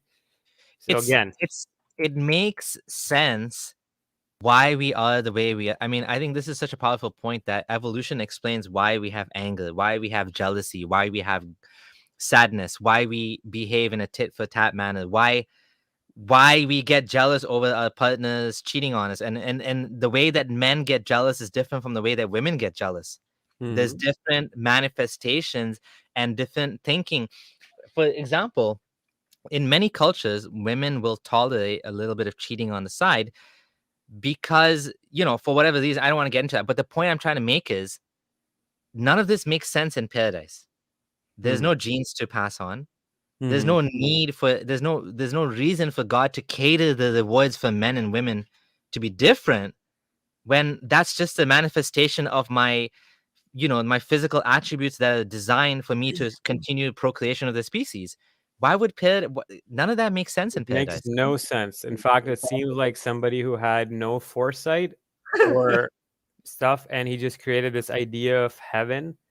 Absolutely no sense. It's so materialistic, so childishly silly and naive, and like it almost seemed like a 10-year-old can come up with that, or even a better idea than that, what heaven would be, right? But he just came up with what was available to him in the 7th century and projected that onto his gods in divine wisdom. Okay, so yeah, all right. I think we said a lot about this. We'll Yeah. continue. Is there anything on the slide you want to? That's it, right? No, that's it. We have lots more about Houris. We've done a whole episode about them separate. The two Abdullah shows with Jannah. We got into the details of their transparent bones and stuff. Oh yeah, we did a show on that. True. Yeah. So if you want to watch, go refer to that. We're gonna just mention the how Muhammad got married to Aisha. Like you'd think it'd be like he liked her, but no. His delusion was that he was dreaming. He says, the Prophet said, "You have been shown to me twice in my dream. I saw you pictured on a piece of silk, and someone said to me, 'This is your wife.' When I uncovered the picture, I saw that it was yours, and I said, 'This is from Allah, it will be done.' And he says that, yep, he was sleeping one day and Muhammad had a dream for a few days where this angel brought a baby that's 6 years old wrapped up in silk to Muhammad and told him that this is your wife. This is delusional and altered and weird sexuality. And then he ended up marrying her when she was the age of 6 and consummated when she was 9. And they add the additional detail she used to play with dolls. I don't know how many Arab women in Arabia in 7th century where playing with dolls was used as a description to show how mature they were. You know, like, do you find any other vibes of Muhammad playing with dolls too? No. That's the thing. That's what you got to contextualize. When they mention, again, I used to play with the dolls in the presence of the Prophet, is to show you how childish and how young and how naive this Aisha was. And when Allah's apostle used to enter my dwelling, Sad, his yeah. friends would hide. It's just sad. Again, we've done a huge separate thing where we talked about how she might not have been of age, but even Fath al-Bari is saying in the bottom in the brackets in the description, the playing with dolls and similar images is forbidden, but it was allowed for Aisha at that time as she was a little girl, not yet reached the age of puberty. Even Fath al-Bari is of the opinion, and so is Imam Bukhari when he explains the verse, Lam Yahi, the women that have not yet menstruated, he uses Muhammad's marriage to Aisha to show that Aisha was not yet of age. Mhm. All right. But this is a Yeah. totally different topic. For more detail, you do watch our Scandals of Aisha special episode. This was an interesting one. Now, I remember, I believe one of our subscribers here, Black Angel, she brought up a point where can sexual triggers cause revelation and stuff? And I just did find this one interesting. Sunnah an-Nasai, the Messenger of Allah said, do not bother me about Aisha, for by Allah, the revelation has never come to me under the blanket of any of you apart from her. And he says, and the second one, do not bother me about Aisha. So he gets revelation under the blanket of Aisha. I have read a translation of this hadith where it says he gets revelation when he wears the thawb or the clothes of Aisha. That is another weird translation, but this is just bizarre. Why would he get revelation while he's under the blanket of Aisha and not one of his other wives? So again, Aisha was his favorite wife. He used to spend more time with her. She was the youngest. Starts making more and more sense. Right on. Next slide, we're just going to quickly talk about the transparent light emitting origins. Sorry. Do you think there was a reason why he was getting revelation under the blanket? Yes, so there is an idea. I believe one of our subscriber brought it up where sexuality could trigger. Okay. Again, I just Oh, want that's to what you were saying. Oh, that's what you're saying about black. Oh, okay, I see. Yeah. Yeah. It could trigger it. Again, just to show you guys, if you want to go into more detail, the kind of descriptions Muhammad gives about these virgins in Jannah is also so bizarre. It makes no sense whatsoever. The Prophet said the first batch of people will be glittering like the moon, and everyone will have 2 wives who will be so beautiful and pure and transparent that the marrow of their bones of their legs will be seen through their bones in the flesh. That's just bizarre. That's not beauty. I don't know what he's trying to get to there. And if a woman among the women, Maybe it's again something in his head, like you were saying. You don't think of this as a normal person. I mean, exactly, maybe something weird in his head that's why you can't understand it, is because I don't know. Like he's got a something weird kink or fetish, maybe bone marrow it's- fetish. I don't know. Yeah, something weird going on in his head. That's all I can say. And if a woman among the inhabitants of paradise were to appear to the people of earth, she would illuminate what is between the heavens and the earth, and a pleasant scent would fill up what is between them. And the scarf on her head is better than the world and what is in it. So Muhammad is so delusional. He thinks that the scarf the hoodie wears is more important than the whole world and the universe. What the F is this? That's all I'm going to say.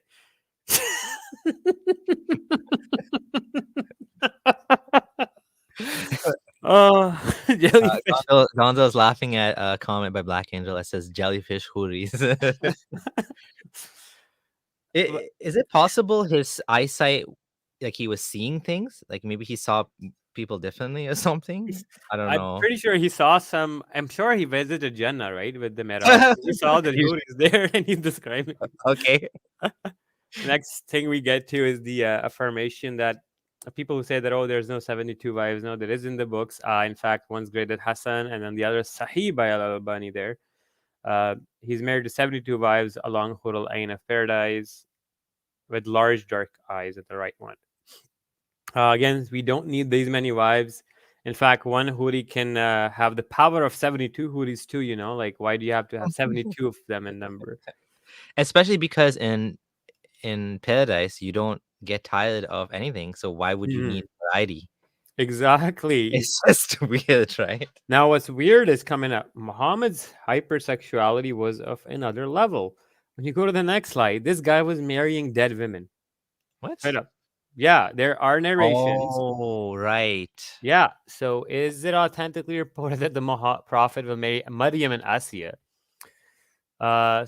Narrated through a number of chains. Some scholars, such as Al-Hakim, consider it to be Sahih. Other scholars don't. Ibn Asakir narrates the hadith in his famous book, but others don't. Now, interesting thing here, and this is going to tie back into something we've been talking about throughout, and it ties up to the authenticity of the Islamic corpus. One thing to mention is that although a hadith may be classified as being weak due to the chain of narrators, weakness does not mean that it is false and untrue.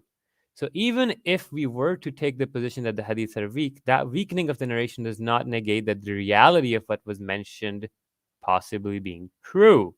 And this is something that I'd let the scholars, Sheikh Rami Nisur made the point, and I just read what he said, and that's important because weak hadith, according to what Sheikh Hamza Yusuf, is like, they're not like a fail, they're like B plus grade, and you know, Hassan hadith are like A, and the Sahih like A plus, and he came up with this idea, especially when they're being corroborating each other in a number of chains, and then we have other scholars considering it too. But what we want to learn here is, why is Muhammad trying to marry dead women? Like, he's kind of like, he's a king of the kings, he's gonna marry all the prophets' wives after they die or something, like. Yeah, and apparently this caused some interfaith conflict. You know, some people find this incredibly offensive to say that Muhammad is going to marry the mother of God, or the mother of Jesus anyways, right? The next thing Muslims are gonna be like, use the B theory of time, Muhammad is the father of Jesus or something. Okay. So this one is gonna be very important. Remember how Dihya al-Kalbi would show up again and again as Gabriel? That is going to be discovered here. What is capgrass? So capgrass is tied to the fusiform gyrus. We'll have Dr. Ramachandran explain it. It's a very interesting delusion that happens. People, for example, if I'm talking to Samir, right, I will look at Samir and I'll say, you know what? That's not Samir. That's somebody who's disguised himself as Samir, and Samir has been taken away and abducted somewhere. So this guy is an imposter. Okay? And I will then try to make sense of who is the actual guy taking Samir's place, right?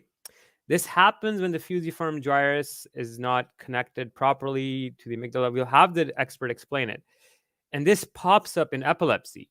Now, what ends up happening is you can have inanimate, animate delusions both. So you can have delusions where people start thinking that, oh, my furniture is being replaced. Oh, my cat is not the same cat. It's the imposter cat. Right? Some people think the whole world, 30,000 people were replaced, they're sent in the basement, the Russians are doing this weird thing. Delusions are just bizarre. Muhammad's illusion was that he would see Dihya al-Kalbi, who also happens to be the most handsome person, which is an interesting one because when we see a desirable facial features, our brains are wired to see them more and notice them more. That could be an interesting thing where his handsomeness is tied to Gabriel.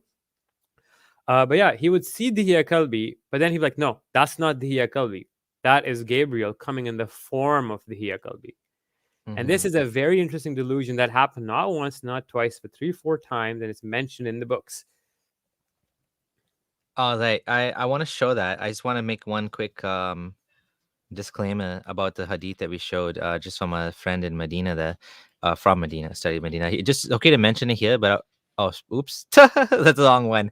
Yeah, just for a point of completeness, just to mention, some of these hadith are made up and not part of the mainstream Sunni corpus. Mhm. Yes, just as a point of completeness, we're we're gonna include them in here anyways. And this is an Islamic website, so Seeker's Guidance is quoting this.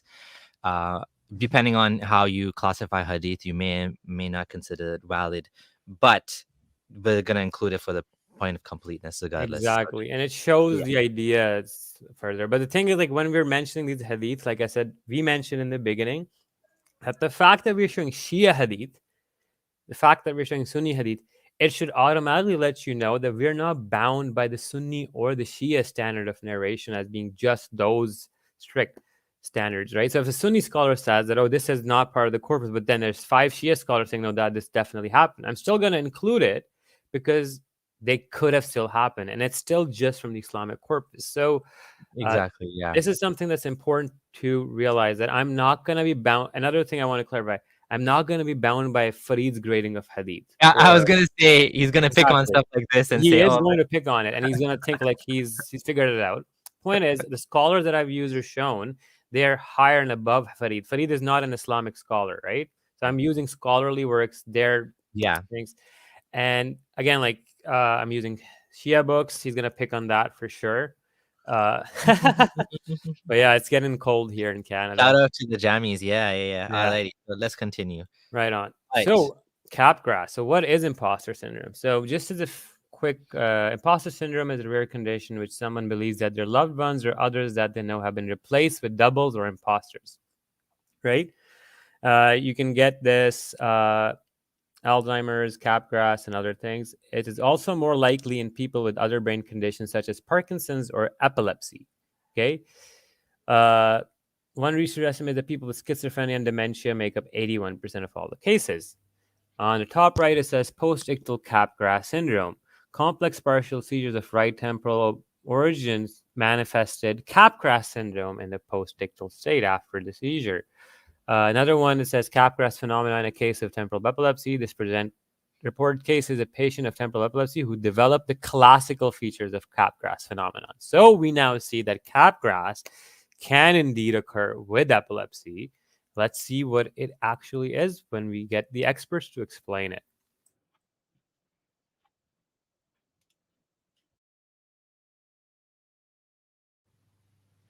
Capgras syndrome or delusion is also known as imposter syndrome. It is a rare condition in which an individual believes that a person close to them has been replaced by a double or an imposter.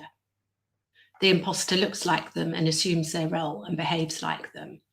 The replaced person could be a spouse, a family member, a close friend, or even a pet. Sometimes the patient may believe that there are more than one version of the same person. Joseph Capgras was a French psychiatrist. He co-authored a paper in 1923 in which the syndrome was first described. They termed the disorder l'illusion des sourcils, which means illusion of lookalikes. The patient that was described was Madame M, who believed that her husband and other people had been replaced by imposters. Initially, the syndrome was considered to be a purely psychiatric disorder.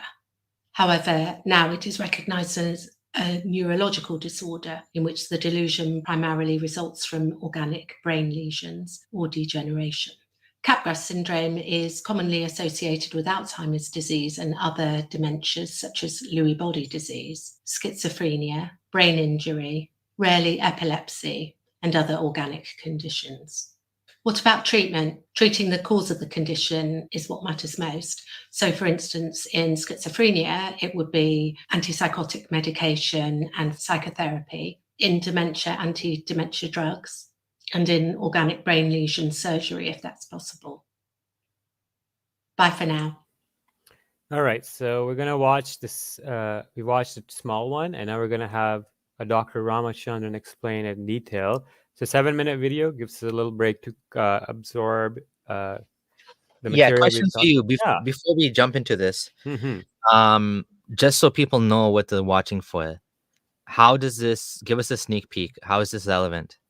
So Muhammad would sometimes see one of his companions, the Hiya al-Kalbi, people around Muhammad say, yeah, that's Diya, that's the guy we know he's the man. Muhammad would then tell people, no, that's not Diya al-Kalbi. He's been replaced. He is now Gabriel. Okay. Or sometimes Diya al-Kalbi will come to Muhammad and talk to him about something. Muhammad would say, that was not Diya al-Kalbi talking to me. That was Gabriel. And then that would create an interesting phenomenon where then Muhammad would take what Diya al-Kalbi said as gospel and then follow his commands thinking it's Gabriel. This freaked out a couple of his companions and they noticed it too. And in fact, Muhammad would reaffirm this, that Gabriel comes to me in the form of Diya al-Kalbi. I went to Miraj and I saw Gabriel. He looked exactly like Diya al-Kalbi. So you see this delusion form. And this is so interesting because it happens a few times. One time he's at home with his wife and she randomly just sees him talking to Diya. He then tells her, no, that's not Diya. That's Angel Gabriel. She's like, no, that's Diya. Right? Then happens at the Banu Qurayza incident. He sees Diya. He thinks that it's Gabriel. People are like, no, that's Diya Kalbi. And then he has other things. Diya Kalbi is also the guy who actually got Safiya as his slave first at Khaybar. And then when Muhammad found out who it was, he gave him 7 slaves to get her back. Oh, damn. It's a very interesting one. Okay. All right. Okay. Now that we have that, let's Yeah. play this. All right.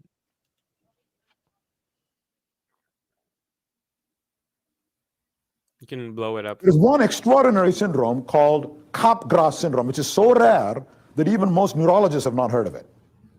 This refers to patients who are otherwise normal, sometimes in a psychiatric setting, but sometimes just after a head injury. The guy's been in a car accident and maybe has been in a coma for a couple of weeks and then comes out of the coma, seems quite normal, fluent in conversation, not emotionally disturbed, not hysterical in any obvious way, seems quite normal, except that he has one profound delusion. He looks at his mother and he says, doctor, this woman looks exactly like my mother. You know, he looks exactly, but she's not my mother. She's an imposter. She's pretending to be my mother. Okay? It's a replica. And he says this with a perfectly straight face. There is nothing else wrong with this guy. Okay? He can read a newspaper. He can talk to you about politics. He can talk to you about the Monica Lewinsky case. He can talk about anything you want. Okay? But when he looks at his mother, he says, this is an imposter, some other woman pretending to be my mother. How do you explain this extraordinary syndrome? The standard explanation is Freudian, and you find it in most psychiatry textbooks. And that is, this young man, when he was a baby, when he was an infant, like most infants, like all of us here, and the same argument applies in reverse to women, but I'll just talk about men. When you're babies, you had a strong sexual attraction to your mother. This is called the so-called Oedipus complex of Freud. Okay?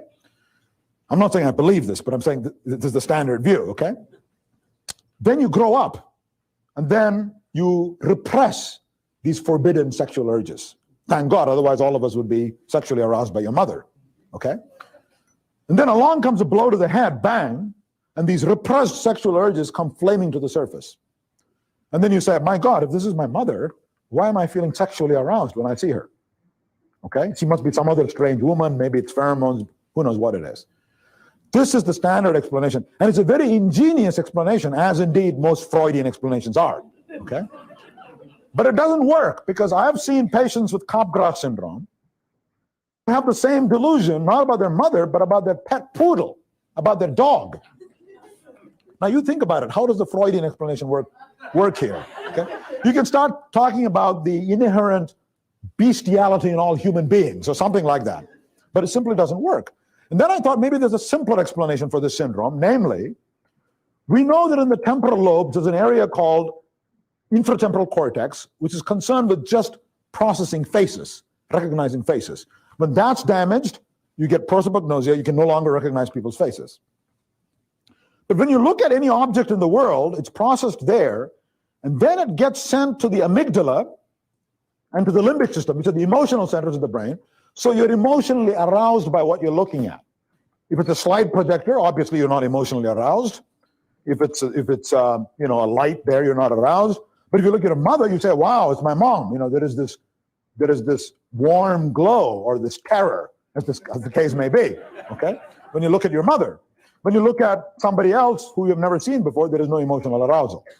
So what I said was, maybe what's wrong with this guy is, maybe the face area is normal. That's why he can still say, yeah, it looks like my mother. It looks like my mother. But the message doesn't get to the amygdala because this wire is cut because of the head injury.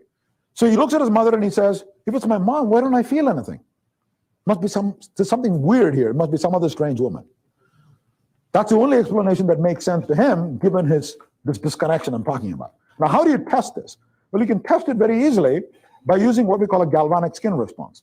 When any one of you, if I show you computerized images, images on the computer of different objects, a slide projector, the message gets processed in the visual centers, in the temporal lobe, then you identify a slide projector, goes to the amygdala, which gauges the emotional significance of what you're looking at. My God, is this a predator? My God, is this a mate?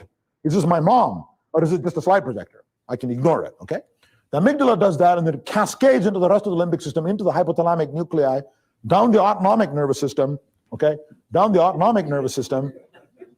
And then what happens is your skin starts sweating, your heart starts pounding, you prepare the body for fighting, fleeing, feeding, or sexual behavior, okay? Your body gets prepared for action. Your heart starts pounding, and your skin starts sweating because you want to dissipate heat because you're going to be doing something, you're going to be doing something active, okay? You can measure the change in skin resistance by putting 2 electrodes on the palm of the hand. And this measures the change in resistance. So when I put any one of you here in front of the screen and show you a slide projector, there's no change in resistance. But if I show you a stranger, there is no change in resistance. But if I show you your mom, you say, wow, mom, okay? Instantly, it cascades in and it makes you, believe it or not, every time you see your mom, you sweat. All of you here, okay? Whereas if I show you some inanimate object like the slide projector or something like a shoe or something like that, nothing happens. Unless you have a shoe fetish, then you can, that's a different matter, okay? Now, what about our patient? So we had a patient, he came into our office, and I hooked him up to the galvanic skin response. I showed him slide projectors, nothing. That's obvious. I showed him tables and chairs, nothing. I showed him people he has never seen, nothing. Then I showed him his mother, nothing. No galvanic skin response. Whereas any one of you here in the audience, if you see your mother, you get a huge, big galvanic response. This supports our argument that there's been a disconnection.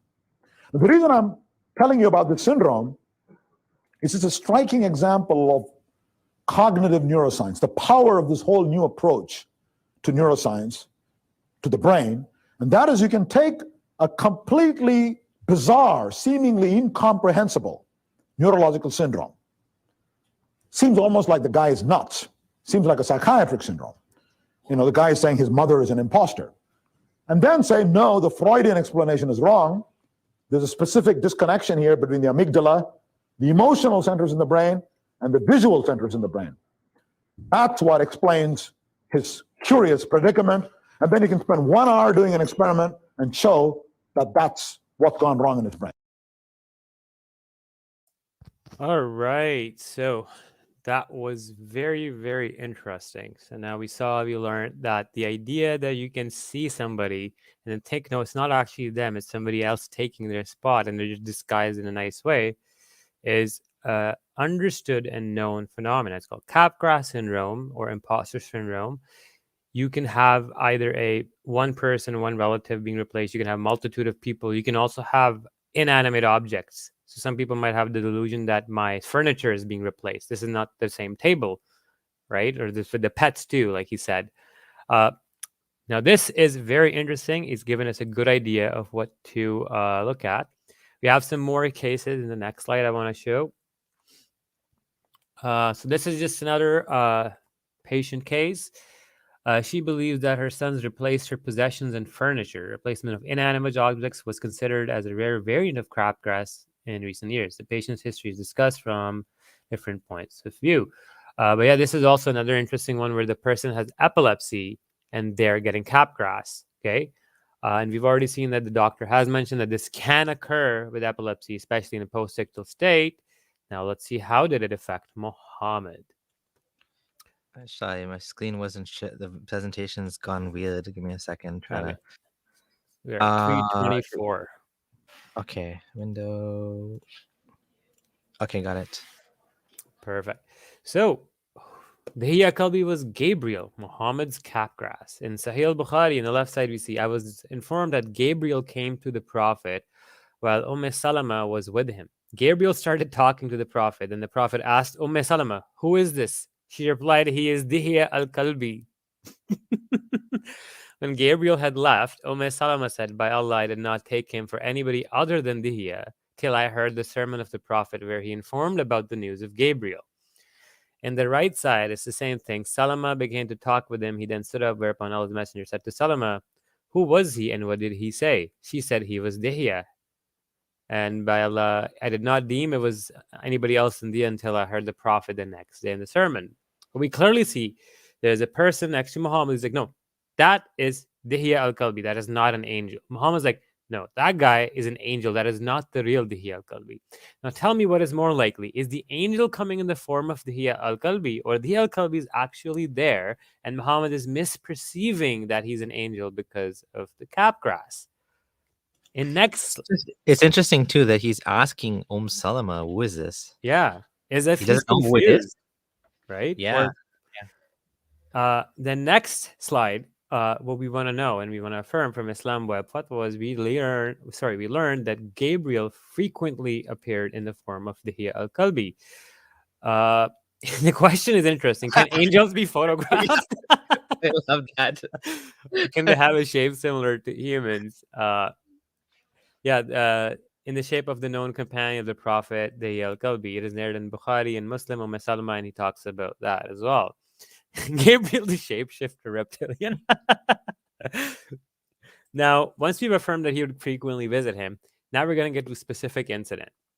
In the next slide, we come across the attack on Banu Qurayza, right? Now, who came to Muhammad was, again, Dihiya Kalbi in the form of an angel. According to what Al-Zuhri told me, at the time of the noon prayers, Gabriel came to the Prophet, wearing an embroidered turban and riding on a mule with a saddle covered with a piece of brocade. He asked the apostle if he had abandoned fighting. And when he said that he had, he said that the angels had not yet laid aside their arms and that he had just come from pursuing the enemy. God commands you, Muhammad, to go to Banu Qurayza. I'm about to go to them to shake their stronghold, right? Skip to the bottom we go, we see the apostle passed by a number of his companions in Al-Sawrain before he got to Banu Qurayza and asked if anyone had passed them. They replied that Dihiya bin Khalifa al-Kalbi had passed upon a white mule with a saddle covered with a piece of brocade. He said, that was Gabriel who has been sent to Banu Qurayza to shake their castles and strike terror to their hearts. Oh my God! They said we saw Dia. He said, "No, that's Gabriel." I can't believe they mentioned that. That's so wild. And this story is mentioned in by Tabari as well. And the next slide. Hold on. So like, this is wild. Somebody came to Muhammad, Gabriel, and said, let's go fight Banu Qurayza. Then they go. Muhammad asks, as the companions are passing him, if who is passed so far, who's already there, whatever. And they said, oh yeah, the al-Kalbi. And then he's like, no, that's not the al-Kalbi. So he knew about the al-Kalbi and he equated that to, he knew they also thought that the al-Kalbi was Gabriel. Like what? How is that happening? Or is it the description? Oh, it's a guy on a white mule. Oh yeah, that guy on the white mule, that's Gabriel. It's so absurd. And then he says that that guy told him to shake their castle and strike terror into their hearts. Like, this guy is like on something. Like he's on another level, This is wild. In the next slide, I'm blown away at the fact that we have recorded narrations where the companions said they think it was Dia, not Gabriel. It's just like demystifies the entire thing. Exactly. Now, a comment I see by Mr. Umar Siddiqui, can you explain the Gabriel hadith where it says that there was a person that came with no signs of travel upon it? Wink, wink. The next slide is about that. And that was also Dihya al-Kalbi. Oh. All right. So this one is the history of Tabari. It's the same narration. He says at noontime, Gabriel, wearing a cloth of gold turban, came to Muhammad on a mule with a brocade. Before reaching Banu Qurayza, the Prophet passed. He said, "Yes," they replied, "The al-Kalbi passed us on a white mule with a brocade-covered saddle." The Prophet said that was Gabriel sent to the Banu Qurayza. The people said that's Dihya. No, he's like, no, that's Gabriel. On the right side of the next page, we see another one. Then Gabriel. And the footnote as well, right? Yeah, Dihya Kalbi was traditionally represented as a rich merchant of such beauty that Angel Gabriel assumed his features. Oh man, someone was asking in the questions in the comments. It's hard to keep up, but she was asking why is he Coco Jasmine? Why is the reason Dia being so handsome is mentioned? I guess it's because to say that he was handsome like an angel. So exactly, yeah, or to back protect the Gabriel's a handsome angel. Yeah, or that these handsome men come to Muhammad to talk to him in the form of angels. All right. there was another. Sorry, one more thing. Yeah. Black Angel earlier was like how to cheat with Dia without anyone knowing. He's an angel. Sorry, that was no sense. Anyways, yeah.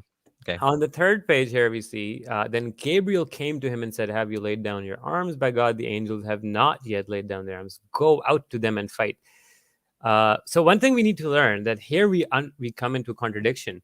Did Muhammad follow Gabriel's advice or Dihya al-Kalbi's advice and misperceived it as God telling him to go attack the Banu Qurayza? This is getting worse. This is getting worse than satanic verses. This is like human influence. And then he says, so they passed by Banu Gham. He said, Muhammad then asked them, "Who passed by you?" They replied, "Dihya al-Kalbi passed by us. His demeanor, beard, and face are likened to Gabriel."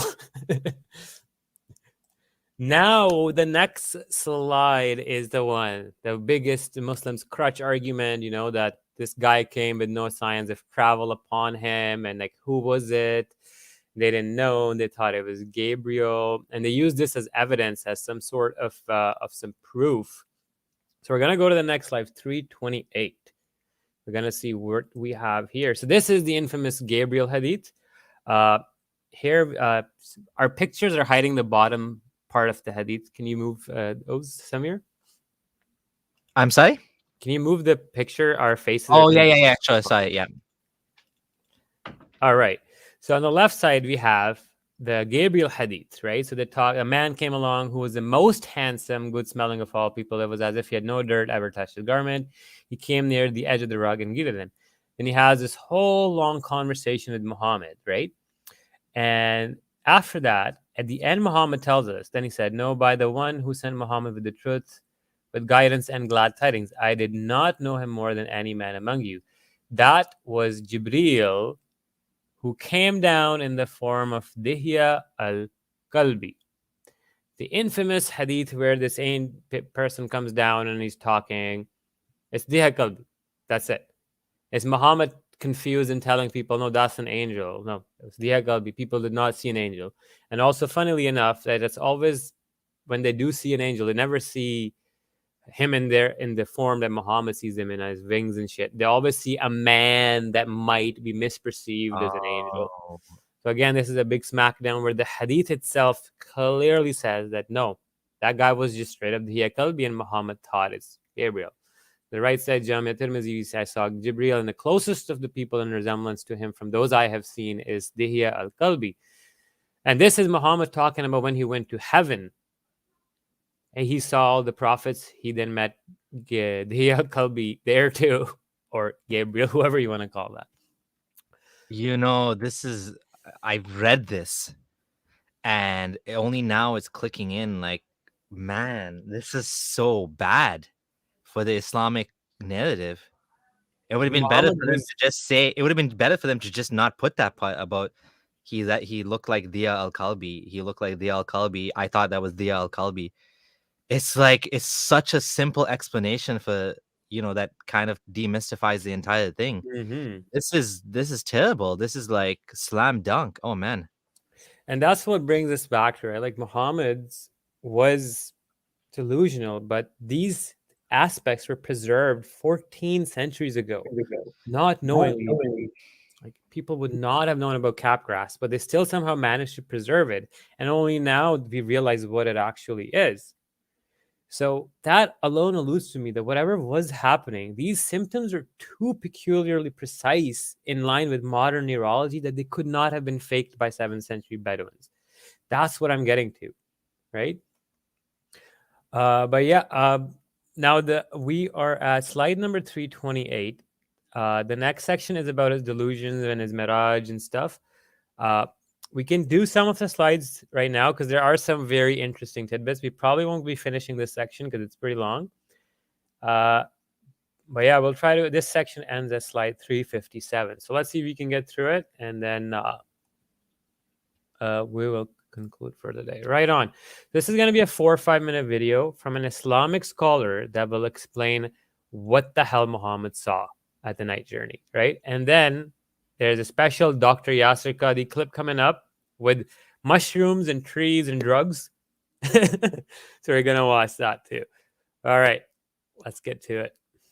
To this worldly life, into the upper heavens.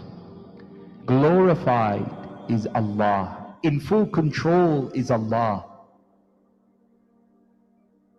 who has transported in a night journey. He sends to the Prophet ﷺ and operates on him. Jibreel opens his chest and washes his heart with the water of Zamzam, and then the Prophet ﷺ is cleansed of anger and hatred, and iman and hikmah is added to his heart. After being cleansed, the Prophet ﷺ is summoned by Jibreel to Al-Buraq. The Prophet would say that it would take its one step to the extent of the horizon. And subhanAllah, as he comes to ride Al-Buraq, it begins to cause a stir. And Jibreel is the one who settles it down and says, "Mount him, O Muhammad sallallahu alayhi wasallam." When the Prophet ﷺ arrives in Bayt al-Maqdis, Jibreel orders the Prophet ﷺ to tie his buraq to the ring that the Prophets used to always tie their animals in. After having led the Prophets of Allah in prayer, the Prophet ﷺ ascends. The heavens gates are closed. The angels of the first heaven, they say, "Who are you?" To Jibreel, alayhi salam, Allahu Akbar. To Muhammad sallallahu alayhi, "Who are you?" He says, "Ana Jibreel." He identifies himself. "Wa ma'i Muhammad." Have you been sent to bring him up? Or is he allowed to ascend? Yes, he's been asked for by Allah subhanahu wa ta'ala. And it's only after that that the angels open the first heaven and greet the Prophet sallallahu alayhi wa sallam with salam. And when the Prophet sallallahu alayhi wa sallam is greeted with salam by the angels, each and every one of them smiles at him. And each and every one of them precedes him with salam. Until the Prophet ﷺ sees the angel Malik. He doesn't know it is the guardian of Jahannam. And the Prophet sees him, an angel who has a sternness, an uncomfortable persona. The Prophet is taken aback and asks Jibreel, "Who is this?" And Jibreel says, "This is Malik, the governor, the maintainer of Jahannam. Ya Muhammad, precede him with salam." In the first heaven, he meets Adam alayhi salam. In the second heaven, Isa wa Yahya. In the third heaven, he meets Harun. In the next, Idris. In the next, Musa. In the next, Ibrahim alayhi salam, at the final heaven. And the Prophet ﷺ remarks that he saw no man who looked closer to him in likeness than Ibrahim. And Ibrahim was sitting with his back leaning against Al-Bayt Al-Ma'mur, the Kaaba of the heavens. And then the Prophet ﷺ is invited to Sidrat Al-Muntaha, to the lot tree, which is the furthest extent that Jibreel can go to. And no one before him or after him sallallahu alayhi wasallam has transcended that barrier. And the Prophet ﷺ is brought towards Allah and communes with Allah and speaks with Allah. The first is that the Prophet ﷺ is given by Allah directly the last 2 verses of Surah Al-Baqarah. And the second was the writing down of salah upon our ummah. 50 prayers a day. And the Prophet accepted it sallallahu alayhi wasallam. And when he descended, Musa asked him, "What have you been given?" He said, 50 salah. He said, "Go back Go back to Allah Azza wa Jal. I've been tested with Bani Israel. Your ummah will not be able to do 50 salah, ya Rasulullah sallallahu alayhi wa sallam. He returns to Allah. Not once or twice or three. From 50 to 40 to 30 to 20 to 10. Go back, ya Muhammad sallallahu alayhi wa sallam. I will go back. To 5. Go back, ya Muhammad. No. And the Prophet sallallahu alayhi wa sallam says, I have a shyness between myself and Allah. Would you have believed if he came that next morning and said, and there were Sahaba who recanted faith. There were people who accepted faith, and on account of this test. So we learned that this story was just bizarre. Now, where we stop this is the guy goes to heaven. He's going up. He's meeting all these dead prophets. And in the hadith, we also learned that he met Gabriel, and he described Gabriel as being similar to Diya Kalbi. But then he goes to the top, the Sidratul Muntaha. And that is a tree. There's a lot tree in Jannah. Now, what is interesting is this tree is going to be explained by Dr.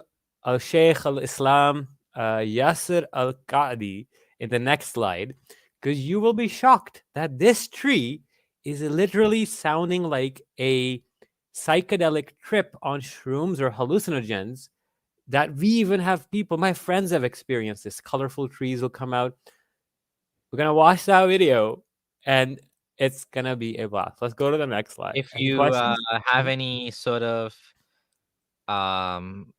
just a warning about flashing colors and stuff, just in case you have any triggers from, So if you are, it triggers you, just because, just be careful. There's a trigger warning for seizure. yeah, in the this next slide. is quite a funny slide, but it can be intense. Okay, there it is. المنتهى until we got to the سدرة المنتهى فغشيها ألوان لا أدري ما هي. It's a beautiful phrase here, very interesting. غشيها means it was enveloped, so we can imagine it was enveloped, meaning it's changing. And Allah Azza wa Jal himself says in the Quran, إذ يغشى السدرة ما يغشى, that when the tree was covered up by what it was covered up with. Allah doesn't tell us what. It's a circular thing. إِذْ يَغْشَى السِّدْرَةَ مَا يَغْشَى, when the tree was covered up by whatever was covering it up. And so the Prophet ﷺ is saying, فَغَشِيَهَا أَلْوَانٌ, there were colors basically going up and down the tree. لَا أَدْرِ مَا هِي, I don't know what those colors are. It's a beautiful phrase here, that there are colors beyond the spectrum that we know of, right? Red, orange, yellow, green, blue, indigo, violet. This is a very small spectrum. Beyond this is, of course, many other types of energy and light. And the Prophet ﷺ is seeing something that in this world cannot be seen.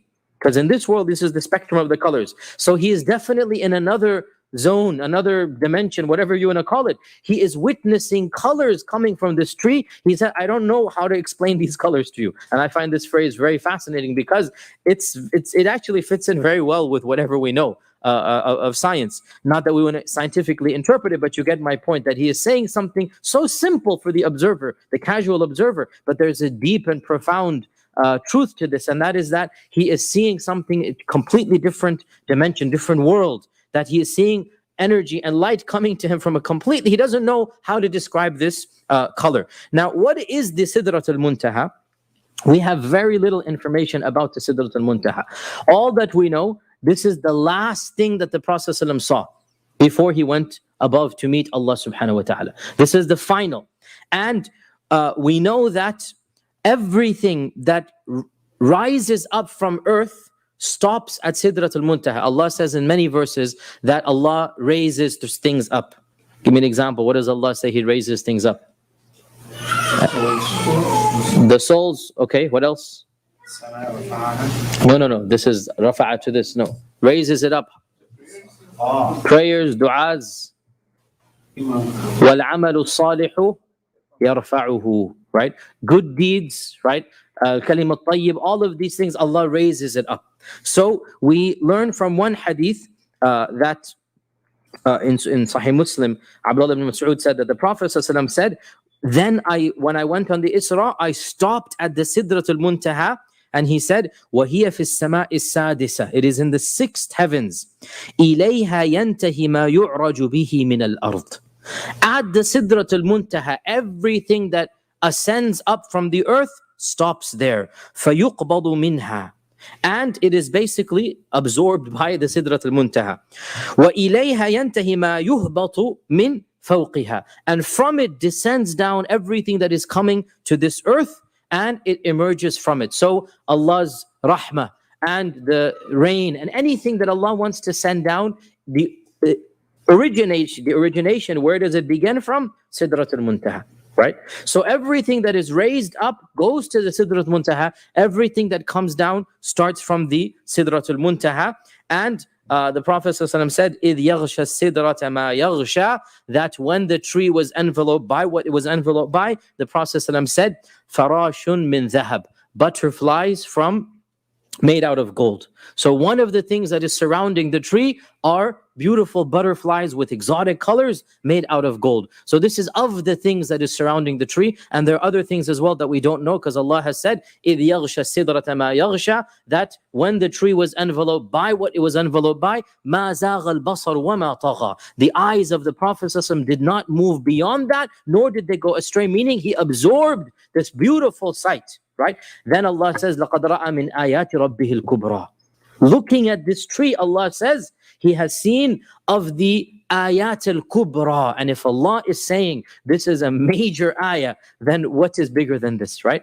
So by viewing the Sidrat al-Muntaha, Allah is saying he has seen of his most magnificent creations of Allah subhanahu wa ta'ala. This is the Sidrat al-Muntaha. And in one version of At-Tabari, the Prophet ﷺ said, إِذْ يَغْشَى السِّدْرَةَ مَا يَغْشَى, when it was enveloped by what it was enveloped by, the Prophet ﷺ said, it kept on changing until nobody can describe it for you. So the tree is not a static tree. We can, whatever image we get, it's a ever-changing tree. Colors are going up and down. There's butterflies of gold. Its leaves are massive. Its fruits are as large as the jars of hajar. So we get some impression that it is a dynamic tree. It's a beautiful, majestic tree. It is an otherworldly tree. And this is the Sidratul Muntaha. That was a lot to take in. I don't even know what to say. Like, Muhammad goes up to heaven. There's this big tree that goes from the 6th heaven to the 7th heaven, and then there's colors and butterflies. Like, guy, come on, Kazi, how can you even say that with a straight face? Oh my god.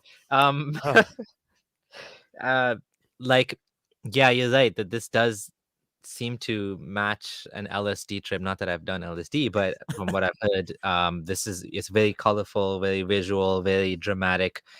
And something to point out here, it's not the topic at hand, but the Islamic cosmology doesn't make any sense. I mean, No. the 7 heavens stacked up on top of each other. There's people living at each layer. There's 7 earths stacked up on top of each other, which people don't seem to realize is part of the Islamic cosmology as well. And some people saying mushrooms, as far as I know, do not give you such a visual. Shrooms don't give you a visual experience. They give you an internal experience. It's a mental, emotional, psychological trip. It's not a visual. You see some sort of droopy faces and stuff, but you don't see like wild colors and things like that. You might see like the walls kind of like dancing or moving a little bit, but not like this. I think this is a different, maybe probably LSDs would do this.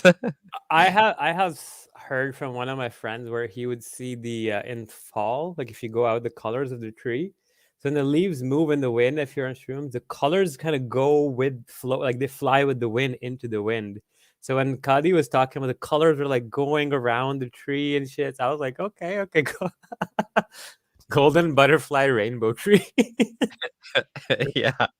Oh man. And the funny thing is, this is God saying this is the Ayatul Kubra, the biggest sign of God. That is very crazy. And this is in the Quran. Is this going to be the last slide, or should we? The next one says Muhammad the narcissist. Is it? Yeah, Are we back to narcissism? Yeah, I think we're gonna stop here because then we have like delusions, narcissism, bodily delusions coming up, where he thought that his seal of the prophet, the mole on his back, was actually divine. Talk about bodily delusions he has. He'd make people rub his spit and stuff on his face, things like that. The next step, we then actually get into statistical analysis of the Quran's top 5 chapters. We get into hypergraphia, how the Quran from Meccan period, as Muhammad ages, gets less and less poetic and more prosaic, and then Muhammad completely loses the ability, which could be attributed to aging. Then we talk about cases of hypergraphia, people being triggered into compulsive rhyming because of epilepsy with no prior history of poetry. We also see many famous cases about about epileptics and literature giants and famous military leaders, whatnot, contemporary and historical figures. Then we also get to a very important section that's very pivotal. Why is Islam engulfed in so much violence? Muhammad's last 10 years of his life, 65 to 70 raids, battles, 3 to 5 were only Muslims were in defense, 95 to 98% was proactive warfare. When you do the math, you get a battle every month or two, right? And then you realize that this was a war economy. Battle of Trench happened. Muslims were surrounded for a whole month. They were down on supplies. How do you fix that? You go attack Banu Qurayza and steal their stuff to balance it out, right? Stuff like this, you'll see why did he solicit so much violence. You'll see that epilepsy can cause people to react very negatively to criticism, and then how he killed poets upon poets and blasphemy killings, whatnot. Lots more to come. And then at the end, we get to the very important one called scrupulosity or OCD of Muhammad, which will seal the case, where you'll see that, okay, this guy is suffering. And then we have, I don't know if you're going to do a separate episode where we will, after this whole series is over, we'll do a separate show where we just discuss the reading between the lines, connecting the hallucinations. Like, for example, if Allah sits on a chair, why is Muhammad seeing Gabriel sitting on a chair in the form of a human being in the first revelation? Did he confuse Allah for Muhammad or gave that description to Allah? These kind of things we'll talk about. And we'll take callers in with that so we can have an interactive, ongoing discussion where we all kind of come together and see how his delusions connect. But this was all for today. Lots more to come next week. We will change the timing. We'll probably try to do it again earlier during the day. Yeah, if possible. Yeah. If not, Yeah. We'll do what works for you and me. We'll, I'm Mhm. flexible, but family stuff comes first, obviously. Okay, so yeah, we covered a lot of really interesting stuff today. One of the biggest ones to me was the Dia al-Kalbi, like just the strength of the argument of how many references there are that of Dia al-Kalbi being Gabriel. So take it as you will. Maybe Gabriel impersonates this guy every single time, but companions never see him in his original form, Mhm. which is interesting because they could have just made up a hadith like that, Yeah. but they didn't. Mhm. Another thing I wanted to point out was some people, they see the hadith where Muhammad says, I hear ringing bells, and then a man comes, talks to me. Muhammad is that time describing only him seeing the man, okay, and him talking to the man. Some people have, due to their misunderstanding, conflated this with the hadith where Diya Kali was talking to the Prophet and that the companion saw the Diya Kali. That is separate. Those are distinct things. I don't want that straw man. I'm preemptively telling you guys that this will happen because I know who's going to do it. I know it. But yeah, no. Another thing I wanted to point out was the angels appearing in the Battle of Badr and Uhud. Now, what was that? During those times, we have literally hadith. If you go on, you'll see that the Sahaba were drunk on the day of Uhud and Badr. So firstly that, and secondly that the angels came in Badr, they won, but in Uhud the angels weren't good enough, which leads me to believe that there were no angels at all, and it was just the Sahaba drunk whilst fighting, and then in that stressful situation they might have seen somebody or whatever. Clearly those testimonies cannot be taken as evidence of the angel appeared in the human form when the Sahaba are saying we drank wine in the morning of the battle. This was obviously before wine was forbidden. Yeah, just wanted to say that. Any questions, anything, guys? We'll take some here and then we'll sign out for the day. Yeah, so definitely a lot of good stuff here, and we need your help, guys, to keep this going and to spread it to more people. If everyone can send this to 5 people, for example, there's ways to do this. One is you can leave it in the comments on other videos. You can You can just mention it on Twitter, on Facebook, even among people in real life. You can share with them that there's this great presentation that I've watched. I'm wondering, what do you think about this? Take a look at it. It's very comprehensive and goes to a lot of detail. And taking this from a neuroscience perspective, not a new argument, but it's definitely presented. This is definitely the best presentation of the argument out there, because we have clips from other people. Abdullah Gondal has gone into tafsirs, hadith, seerah literature, even defining the words in Arabic. So to the point where you can't even, immediately, you have a presentation, someone's gonna say, oh, that's not what it means. Well, take a look at what Lisan al-Arab or, Lane's lexicon says. And so it's all there. It's all right there for you. There's a lot of content. I'm going to try to make some clips. And as well, if you'd like to donate, there's a link below. Click on in the description for the two Abdullahs. After the stream is done, we'll be adding references. We'll be adding not subtitles because it's so long, but like we're going to timestamp the most important timestamp, so you can go through and you can jump to what you're looking for. If you want to share with someone else. And of course, for those of you who are subscribers, thank you for being subscribers. Thank you for helping the channel get back to where it was before. In no time, I think we'll be back to 60, 70,000. We couldn't do it without you guys. All of you are so precious to keeping this going, right? It's definitely, we're doing this for you, and without you, we wouldn't be here. So thank you so much for that. Another thing I'd like to add, that I will be releasing the slides. I think we have one more part to go. Hopefully we'll be done this in the next part, the whole thing. I will release the slides for you guys, and then I am doing this in Urdu in a couple of months. I just want to finish the English version first. And then I'll be taking a break for a while, because this took a lot out of me to create this thing.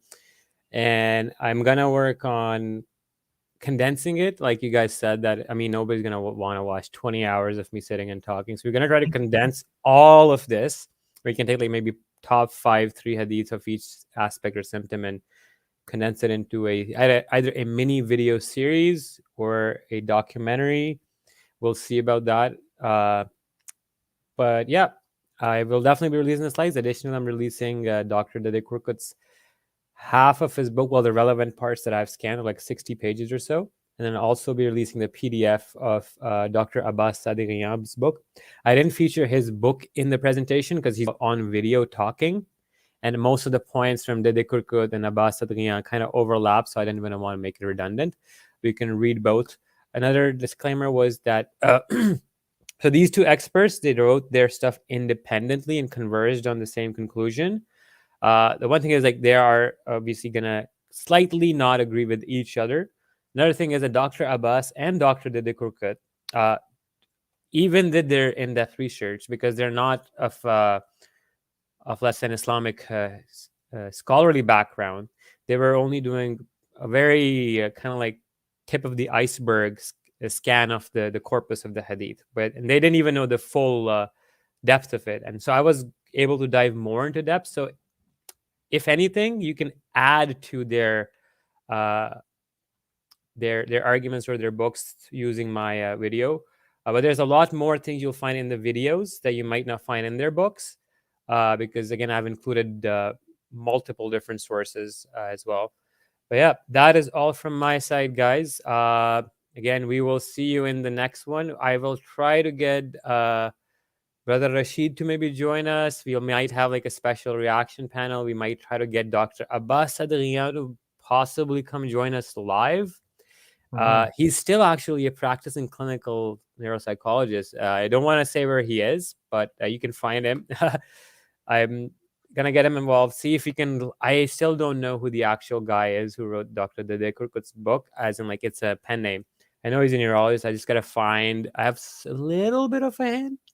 I have to find that guy and see if he can get those people on as well. But yeah, we can even have a whole panel, Ali Rizvi and a few people. But anyways, that's all from me. Let's once we're done this, we'll take callers again, and we'll try to get some more interactive content here. There's just a few comments. Alemi Birakma, sorry if I mispronounced your name, said, love the work you have put into this. My relative getting into a cult brought me here. Oh, wow. And she also said, she also said, now I'm also questioning my own beliefs. So that's great. I mean, it's a sign of emotional and intellectual maturity and humility to be able to question Mhm. one's beliefs. And, you know, it's something that we should, you know, constantly do from time to time, and, you know, reflect on whether the, you know, what a beliefs are, you know, jiving with reality as we see it. Few last things, and then we'll end. Would you do a similar analysis on Yuan Redley? She claimed to see a especially blessed Taliban leader with Noor on his face. She saw this while fearing for her life after 3 days in a dark room.